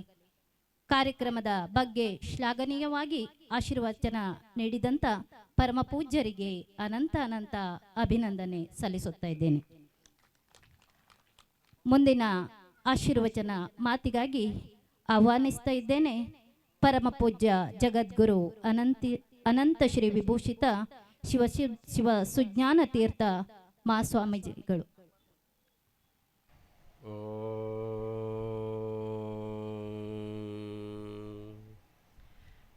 ಏಷ ದೇವೋ ವಿಶ್ವಕರ್ಮ ಮಹಾತ್ಮ ಸದಾ ಜನಾನಾಗಂ ಹೃದಯೇ ಸನ್ನಿವಿಷ್ಟಃ ಹೃದಯ ಮನುಷ್ಯ ಮನಸಾ ಬೇಕಲೃಪ್ತೋ ಏತದ್ವಿಧರ್ಮಮೃತಾಸ್ತೆ ಭವಂತಿ. ಓಂ ಶಾಂತಿ ಶಾಂತಿ ಶಾಂತಿ. ಜ್ಞಾನವೈರಾಗ್ಯಸಂಪನ್ನಂ ವೇದಾಂತಪಾರಗಂ ಸಕಲಾಗಮತತ್ವಜ್ಞಂ ಸುಜ್ಞಾನಪ್ರಭಮಾಶ್ರಯೇ. ಶ್ರೀ ಗುರುಭ್ಯೋ ನಮಃ. ಸಜ್ಜನ ಬಂಧುಗಳೇ, ಯಾವ ಭಟ್ಕಳ ಚೌತನಿ ಶ್ರೀ ಕಾಳಿಕಾಂಬ ಅಮ್ಮನವರ ಸನ್ನಿಧಿಯಲ್ಲಿ ಅಷ್ಟಬಂಧ ಬ್ರಹ್ಮಕಲಶೋತ್ಸವ ಜರುಗಿದೆ. ವಿಶೇಷವಾಗಿರ್ತಕ್ಕಂಥ ಕೈಂಕರ್ಯಗಳನ್ನು ತಾವೆಲ್ಲ ಸೇರಿ ಹಮ್ಮಿಕೊಂಡಿದ್ದೀರಿ. ಜಗನ್ಮಾತೆಯ ಸನ್ನಿಧಿಯಲ್ಲಿ ನಾವೆಲ್ಲರೂ ಕೂಡ ಅತ್ಯಂತ ಶ್ರದ್ಧಾ ಭಕ್ತಿ ವಿನಯದಿಂದ ಪ್ರಾರ್ಥಿಸಿಕೊಂಡಾಗ ಏನೆಲ್ಲ ಆಗಲಿಕ್ಕೆ ಸಾಧ್ಯತೆ ಆಗ್ತದೆ ಅನ್ನುವುದಕ್ಕೆ ಈ ಎಲ್ಲ ಕಾರ್ಯಕ್ರಮಗಳು ಸಾಕ್ಷಿಯಾಗಿದ್ದಾವೆ. ಬಹುಶಃ ನಾವು ಸುಮಾರು ಒಂದು 22 ವರ್ಷಗಳ ಹಿಂದೆ ಕರಾವಳಿಯ ಉದ್ದಗಲಕ್ಕೆ ಒಂದು ಪ್ರವಾಸವನ್ನು ಮಾಡಿದ್ವಿ. ವೈಶ್ವಕರ್ಮಣ ಧರ್ಮ ಜಾಗೃತಿ ಪ್ರವಾಸ ಅಂತಕ್ಕಂಥದ್ದಾಗಿ ಹಾಕಿಕೊಂಡು ಕರಾವಳಿಯ ಉದ್ದಗಲಕ್ಕೆ ಮಾಡಿದ್ವಿ. ಆಗ ಮೊಟ್ಟ ಮೊದಲು ನಾವು ದರ್ಶನ ಮಾಡಿ ಹೊರಟಂಥ ಕ್ಷೇತ್ರ ಅಂತ ಅಂದರೆ ಚೌತನಿ ಕಾಳಿಕಾಂಬ ಸನ್ನಿಧಿ ಅಂತ ಹೇಳಲಿಕ್ಕೆ ಬಹಳ ಸಂತೋಷ ಅನ್ನಿಸ್ತದೆ ಬಂಧುಗಳೇ. ಮಧೂರಿನ ಕಾಸರಗೋಡಿನವರೆಗೂ ಕೂಡ ನಾವು ಈ ಒಂದು ಯಾತ್ರೆಯನ್ನು ಮಾಡಿದ್ವಿ. ಬಹುಶಃ ಅಂದಿನಿಂದ ಇಂದಿನವರೆಗೆ ಕರಾವಳಿಯಲ್ಲಿ ಸಾಕಷ್ಟು ದೇವಾಲಯಗಳಲ್ಲಿ ಬ್ರಹ್ಮಕಲಶ ಇನ್ನೂ ಅನೇಕ ಕೈಂಕರ್ಯಗಳಲ್ಲಿ ಕೂಡ ಪಾಲ್ಗೊಂಡಿದ್ದೇವೆ. ಇವತ್ತು ಈ ಭಟ್ಕಳದಲ್ಲಿ ನಡೀತಾ ಇರತಕ್ಕಂಥ ಕಾರ್ಯಕ್ರಮ ಬಹಳ ಅತ್ಯದ್ಭುತವಾದಂಥ ಅಭೂತಪೂರ್ವವಾಗಿರ್ತಕ್ಕಂಥ ಕಾರ್ಯಕ್ರಮ. ಸ್ವಾಮಿಗಳವರು ಬಹಳ ಹೇಳಿದ್ರು, ಅಭೂತಪೂರ್ವ ಅಂತಕ್ಕಂಥದ್ದಾಗಿ. ನಿಜವಾಗ್ಲೂ ಕೂಡ ನಾವು ಕೂಡ ಎಷ್ಟೋ ಕಾರ್ಯಕ್ರಮಗಳಿಗೆ ಇಲ್ಲಿ ಬಂದಿದ್ದೇವೆ. ಇಂತಹ ಒಂದು ವಿಶೇಷವಾಗಿರ್ತಕ್ಕಂಥ ಮೆರವಣಿಗೆಯನ್ನು ನಾವು ನೋಡಿರಲಿಲ್ಲ. ಬಹುಶಃ ನಮಗಾದರೂ ಅನ್ನಿಸ್ತದೆ, ಮೊನ್ನೆ ತಾನೇ ನಾವು ಮೌನಿ ಅಮಾವಾಸ್ಯೆ ದಿನ ಸ್ವಾಮೀಜಿಯವರು ಹೇಳಿದಾಗೆ ಪ್ರಯಾಗರಾಜಲ್ಲಿ ನಾವಿದ್ವಿ. ಅಲ್ಲಿ ನೋಡಿದಂಥ ಮೆರವಣಿಗೆಗಳು, ಜನಸಂದಣಿ ನಮಗೆ ಅನ್ನಿಸ್ತಾ ಇತ್ತು, ನಮ್ಮ ಕರ್ನಾಟಕದಲ್ಲಿ ಯಾವುದಾದ್ರೂ ಇಂಥದ್ದೊಂದು ಇದ್ದರೆ ಚೆನ್ನಾಗಿರ್ತಿತ್ತಲ್ಲ, ಒಂದು ಸಮ್ಮೇಳನ ನಡೆದಿದ್ರೆ ಚೆನ್ನಾಗಿತ್ತಲ್ಲ ಅಂತ. ಬಹುಶಃ ಅದರ ಒಂದು ಭಾಗವೋ ಅನ್ನುವ ರೀತಿಯಲ್ಲಿ ಇವತ್ತು ನಿಮ್ಮ ಮೆರವಣಿಗೆ ಸಾಂಗವಾಗಿ ಜರುಗಿದೆ ಅಂತ ಹೇಳಲಿಕ್ಕೆ ಬಹಳ ಸಂತೋಷ ಅನ್ನಿಸ್ತದೆ. ದೇವಿಯ ಅನುಗ್ರಹ ಬಹಳ ದೊಡ್ಡದು ಬಂಧುಗಳೇ. ಪ್ರತಿನಿತ್ಯ ನೀವು ಪ್ರಾರ್ಥಿಸ್ತಾ ಇದ್ರಿ, ಒಂದು ಜಾಗ ಆಗಲಿ. ಅಮ್ಮನವರ ದೇವಾಲಯ ಜೀರ್ಣೋದ್ಧಾರ ಆಗ್ತಾ ಇದೆ, ಆದರೆ ಸಮಾಜದ ಸಂಘಟನೆಯನ್ನು ಮಾಡಲಿಕ್ಕೆ ಒಂದು ಕೇಂದ್ರ ಬೇಕಲ್ಲ, ಅದಕ್ಕೆ ಜಾಗ ಬೇಕು ಅಂತಕ್ಕಂಥದ್ದಾಗಿ ನಿಮ್ಮೆಲ್ಲರ ಆ ದೇವಿಯ ಪ್ರಾರ್ಥನೆಗೆ ಆಕೆಯ ಅನುಗ್ರಹ ನಿಮಗೆ ಸಂಪೂರ್ಣವಾಗಿ ಲಭ್ಯ ಆಗಿದೆ. ಅದು ಆಕೆ ಅಂಥ ಅನುಗ್ರಹವನ್ನು ನೀಡಬೇಕಾಗಿದ್ದರೆ ಪ್ರಾರ್ಥನೆ ಮಾಡಿಕೊಳ್ಳುವವರ ಪುಣ್ಯ ವಿಶೇಷ ಇದ್ದಾಗ ಮಾತ್ರ ಸಿಗುತ್ತೆ, ಇಲ್ಲದಿದ್ರೆ ಆಗುವುದಿಲ್ಲ ಬಂಧುಗಳೇ. ಯಾಕಂತ ಅಂದರೆ ಜಗನ್ಮಾತೆಯ ಅನುಗ್ರಹ ಎಲ್ಲರಿಗೆ ಅಷ್ಟು ಸುಲಭದಲ್ಲಿ ಸಿಗಲಿಕ್ಕೆ ಸಾಧ್ಯ ಇಲ್ಲ. ಎಲ್ಲರೂ ಬಂದು ಕೈ ಮುಗಿಬೋದು, ಪೂಜೆ ಮಾಡಿಸ್ಬೋದು, ಹೋಗಬಹುದು. ಆದರೆ ಆ ಪುಣ್ಯವನ್ನು ಸಂಪಾದಿಸಲಿಕ್ಕೆ ಆಕೆಗೆ ಸಂಪೂರ್ಣವಾಗಿರ್ತಕ್ಕಂಥ ನಾವು ಮೊರೆ ಹೋಗಲೇಬೇಕಾಗ್ತದೆ. ಯಾಕಂತ ಅಂದರೆ ಆಕೆಯ ಶಕ್ತಿ ಅಪರಿಮಿತವಾಗಿರ್ತಕ್ಕಂಥದ್ದು. ಅಂತಹ ಶಕ್ತಿ ನಮಗೆ ಏನಾದರೂ ಕಿಂಚಿತ್ತು ಸಿಕ್ಕಿದ್ರೆ ಸಾಕಲ್ವ, ಅದು ಪುಣ್ಯ ಇಲ್ಲದೇ ಇದ್ದರೆ ಸಿಗಲಿಕ್ಕೆ ಸಾಧ್ಯ ಇಲ್ಲ. ಆ ಶಿವನೂ ಕೂಡ ಆಕೆಯ ಅನುಗ್ರಹ ಬಲದಿಂದಲೇ ತನ್ನ ಕರ್ತವ್ಯವನ್ನು ನಿರ್ವಹಿಸ್ತಾನೆ. ತ್ರಿಮೂರ್ತಿಗಳೂ ಕೂಡ ಆಕೆಯ ಅನುಗ್ರಹ ಬಲದಿಂದಲೇ ಈ ಜಗತ್ತಿನ ಸೃಷ್ಟಿ ಸ್ಥಿತಿ ಲಯ ಕಾರ್ಯಗಳನ್ನು ನಿರ್ವಹಿಸ್ತಾ ಇದ್ದಾರೆ. ಅಂತಹ ತ್ರಿಮೂರ್ತಿಗಳಿಗೆ ಆಕೆಯ ಅನುಗ್ರಹ ಇರುವಾಗ ಸಾಮಾನ್ಯ ಮಾನವರಿಗೆ ಆಕೆಯನ್ನು ಪ್ರಾರ್ಥಿಸಿಕೊಳ್ಳಲಿಕ್ಕೆ ಅಥವಾ ವಂದಿಸಲಿಕ್ಕೂ ಕೂಡ ಪುಣ್ಯ ಇದ್ದರೆ ಮಾತ್ರ ಸಾಧ್ಯ ಅಂತ ಹೇಳ್ತಾರೆ, ಇಲ್ಲದಿದ್ರೆ ಆಗೋದಿಲ್ಲ ಅಂತ. ಯಾಕಂತ ಅಂದರೆ ಆಕೆಯ ಮಹತ್ವ ಅಷ್ಟು ದೊಡ್ಡದಿರ್ತದೆ ಬಂಧುಗಳೇ. ಶಿವಶಕ್ತಿಯ ಯುಕ್ತೋ ಯದಿ ಭವತಿ ಶಕ್ತಃ ನಚೆ ದೇವಂ ದೇವೋ ನ ಕುಲ ಕುಶಲ ಸ್ಪಂದಿತುಮಪಿ ಅತಸ್ತ್ವಮಾರಾಧ್ಯ ಹರಿಹರ ವಿನಿಚ್ಯಾದಿರಪಿ ಪ್ರಣಂತು ಸ್ತೋತುಂ ವಾ ಅಕೃತ ಪುಣ್ಯ ಪ್ರಭವತಿ ಅಂತಕ್ಕಂಥದ್ದಾಗಿ ಆದಿ ಶಂಕರಾಚಾರ್ಯರು ಸೌಂದರ್ಯ ಲಹರಿಯಲ್ಲಿ ಹೇಳ್ತಾರೆ, ಶಿವಶಕ್ತಿಯ ಯುಕ್ತೋ ಭವತಿ ಶಕ್ತಃ. ಶಿವನೂ ಕೂಡ ಆಕೆಯ ಅನುಗ್ರಹದಿಂದಲೇ, ಶಕ್ತಿಯ ಬಲದಿಂದಲೇ ಎಲ್ಲವನ್ನ ನಿರ್ವಹಿಸ್ತಾ ಇದ್ದಾನೆ. ಹರಿಹರ ವಿರಿಂಚಾದಿರಪಿ, ಹರಿಹರ ಬ್ರಹ್ಮಾದಿಗಳು ಕೂಡ ಆಕೆಯ ಅನುಗ್ರಹದಿಂದಲೇ ತಮ್ಮ ತಮ್ಮ ಕರ್ತವ್ಯವನ್ನು ನಿರ್ವಹಿಸ್ತಾ ಇದ್ದಾರೆ. ಅಂಥ ಹರಿಹರ ಬ್ರಹ್ಮಾದಿಗಳೇ ಆಕೆಯನ್ನು ಆರಾಧಿಸ್ತಕ್ಕಂಥ ಆ ಮಹತ್ತರ ಶಕ್ತಿ ಉಳಿದವರಿಗೇನಾದರೂ ಸಿಗಬೇಕು ಅಂದರೆ ಸುಮ್ಮನೆ ಸಿಗಲಿಕ್ಕಿಲ್ಲ. ಪ್ರಣಂತು ಸ್ತೋತುಂ, ಆಕೆಯನ್ನು ಸ್ತೋತ್ರ ಮಾಡಲಿಕ್ಕೆ, ನಮಸ್ಕಾರ ಮಾಡಲಿಕ್ಕೂ ಕೂಡ ಬೇರೆಯವ್ರಿಗೆ ಸಾಧ್ಯ ಆಗೋದಿಲ್ಲ. ಅಕೃತ ಪುಣ್ಯ ಪ್ರಭವತಿ, ಪುಣ್ಯವನ್ನೇ ಮಾಡದೇ ಇದ್ದವ್ರಿಗೆ ಅದು ಹೇಗೆ ಸಾಧ್ಯ ಆಗ್ತದೆ ಅಂತಕ್ಕಂಥ ಪ್ರಶ್ನೆಯನ್ನು ಶಂಕರಾಚಾರ್ಯರು ಹಾಕ್ಕೊಳ್ತಾರೆ. ಯಾಕೆ ಮಾತನ್ನು ಇಲ್ಲಿ ಜ್ಞಾಪಿಸ್ಕೊಂಡ್ವಿ ಅಂತ ಅಂದರೆ, ಆಕೆಯ ದೇವಾಲಯವನ್ನು ನಿರ್ಮಾಣ ಮಾಡಿ ಹಂತ ಹಂತವಾಗಿ ಜೀರ್ಣೋದ್ಧಾರ ಮಾಡ್ತಾ ಮಾಡ್ತಾ ಬಂದು ಇಲ್ಲಿ ಏನಾದರೂ ಒಂದು ಮುಂದಿನ ಪೀಳಿಗೆಯವರಿಗೆ ಒಂದು ಸ್ಥಳವನ್ನು ಮಾಡಿ ಸಮಾಜದ ಸಂಘಟನೆಯನ್ನು ಮಾಡಬೇಕು ಅಂತ ಎಷ್ಟು ಹಂಬಲದಿಂದ ನೀವು ಪ್ರಾರ್ಥನೆ ಮಾಡ್ತಾ ಮಾಡ್ತಾ ಬಂದಿದ್ದೀರಲ್ಲ, ಇವತ್ತು ಆಕೆಯ ಅನುಗ್ರಹದಿಂದ ನಿಮಗೆ ನಿರೀಕ್ಷೆಗೂ ಮೀರಿದಂಥ ಒಂದು ಸ್ಥಳ ನಿಮ್ಮದಾಗಿದೆ ಅಂದರೆ ನಿಮ್ಮೆಲ್ಲರ ಪುಣ್ಯ ಎಷ್ಟು ಅಂತಕ್ಕಂಥದ್ದನ್ನು ನಾವಿವತ್ತು ಚಿಂತನೆ ಮಾಡಬೇಕಾಗ್ತದೆ. ಅಂತಹ ಮಹತ್ತರವಾದಂಥ ಅನುಗ್ರಹ ನಿಮಗೆಲ್ಲರಿಗೆ ಪ್ರಾಪ್ತಿಯಾಗಿದೆ ಬಂಧುಗಳೇ. ನೀವೆಲ್ಲರೂ ಕೂಡ ದೇವರು ಗುರುಗಳ ಮೇಲೆ ಶ್ರದ್ಧಾ ಭಕ್ತಿಯನ್ನು ಇಟ್ಟುಕೊಂಡಿರ್ತಕ್ಕಂಥವ್ರು. ದೇವರ ಮೇಲೆ, ಗುರುಗಳ ಮೇಲೆ ಯಾರು ಶ್ರದ್ಧಾ ಭಕ್ತಿಯನ್ನು ಇಟ್ಕೊಂಡಿರ್ತಾರೋ ಏನೆಲ್ಲ ಜಯಿಸ್ಲಿಕ್ಕೆ ಸಾಧ್ಯ ಆಗ್ತದೆ ಬಂಧುಗಳೇ. ಒಂದು ಮರದ ಮೇಲೆ ಒಂದು ಸಣ್ಣ ರೆಂಬೆ ಇದೆ. ಆ ಸಣ್ಣ ರೆಂಬೆಯ ಮೇಲೆ ಒಂದು ಪಕ್ಷಿ ಕುಳಿತುಕೊಂಡಿದೆ. ಭಾರೀ ಮಳೆ ಬರ್ತಾ ಇದೆ, ಬಿರುಗಾಳಿ, ಸಿಡಿಲು ಗುಡುಗುಲುಗಳ ಮಧ್ಯದಲ್ಲಿ ಆ ರೆಂಬೆ ಒಂದು ಸಲ ಆ ಕಡೆ ವಾಲುತ್ತೆ, ಒಂದು ಸಲ ಈ ಕಡೆ ವಾಲುತ್ತೆ. ನೋಡುವವರಿಗೆ ಅನ್ನಿಸ್ತದೆ ಯಾವಾಗ ಪಕ್ಷಿ ಬಿದ್ದೋಗುತ್ತೋ ಅಂತ ಭಯ ಆಗ್ತದಲ್ವಾ.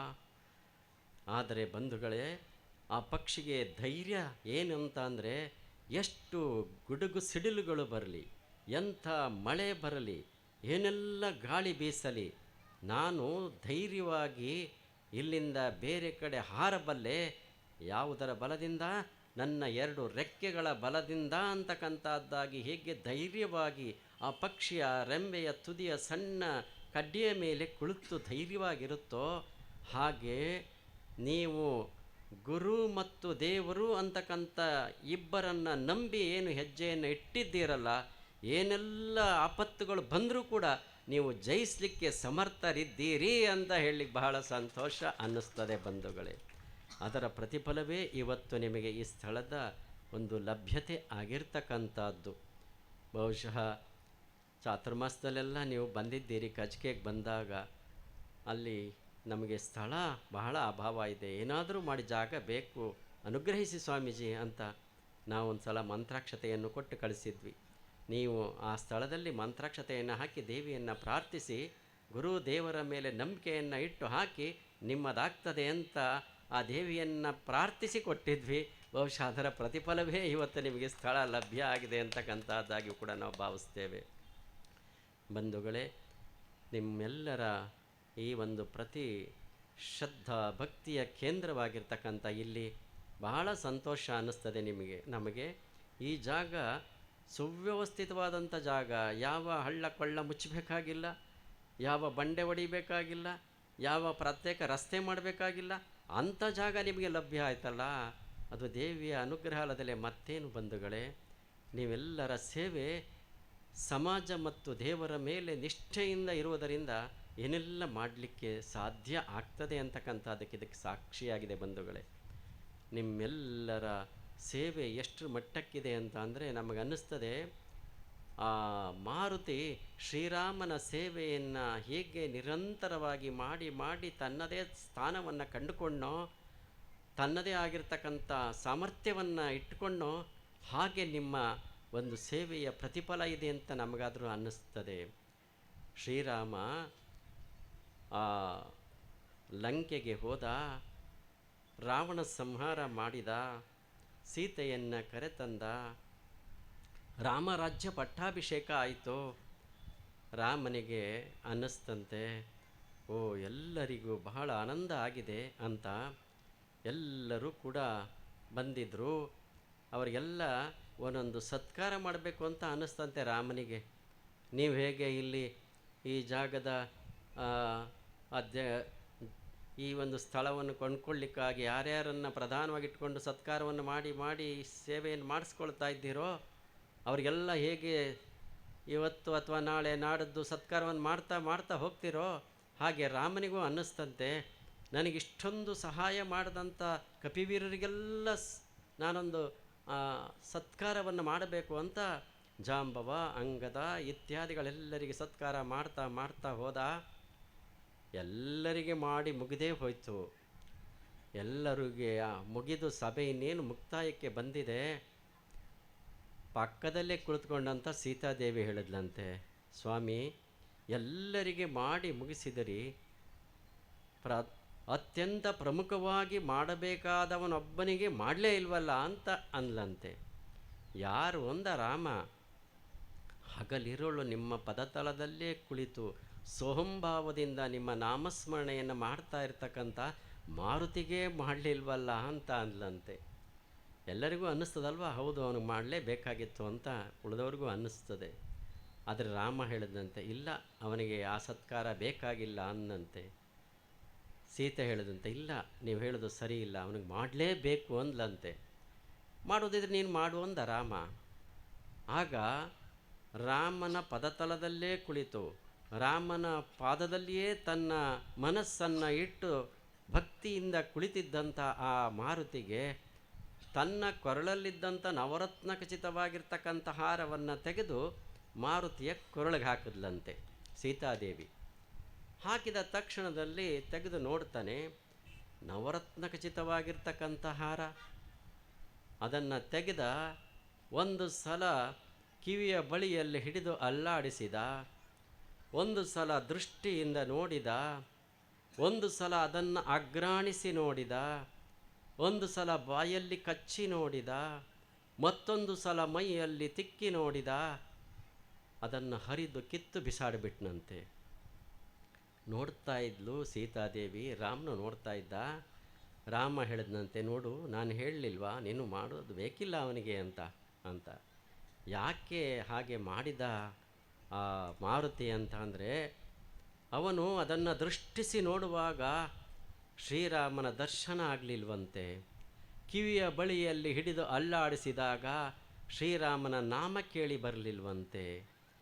ಅದನ್ನು ಒಂದು ಸಲ ಆಘ್ರಾಣಿಸಿದಾಗ ಶ್ರೀರಾಮನ ಸುಗಂಧವೂ ಅಲ್ಲಿ ಸಿಗಲಿಲ್ಲವಂತೆ. ಬಾಯಲ್ಲಿ ಒಂದು ಸಲ ಕಚ್ಚಿ ನೋಡಿದ, ಶ್ರೀರಾಮನ ಸವಿಯೂ ಕೂಡ ಅವನಿಗೆ ತಿಳಿಯಲಿಲ್ಲ. ಒಂದು ಸಲ ಮೈಯಲ್ಲಿ ತಿಕ್ಕಿ ನೋಡಿದ, ಶ್ರೀರಾಮನ ಮಧುರ ಸ್ಪರ್ಶವೂ ಅಲ್ಲಿ ಆಗಲಿಲ್ಲ. ಇಡೀ ನನ್ನ ಪಂಚೇಂದ್ರಿಯಕ್ಕೆ ರಾಮನ ಅರಿವೇ ಆಗದೆ ಇರತಕ್ಕಂಥ ಇದು ಯಾಕೆ ಬೇಕು ಅಂತ ಕಿತ್ತು ಎಸೆದಿದ್ದಂತೆ ಮಾರುತಿ. ಅಂದರೆ ಅರ್ಥ ಏನು ಅಂದರೆ, ಅವನಿಗೆ ರಾಮನ ಸೇವೆಯೊಂದನ್ನು ಬಿಟ್ಟರೆ ಮತ್ತೊಂದು ಏನೇನೂ ಗೊತ್ತಿಲ್ಲ.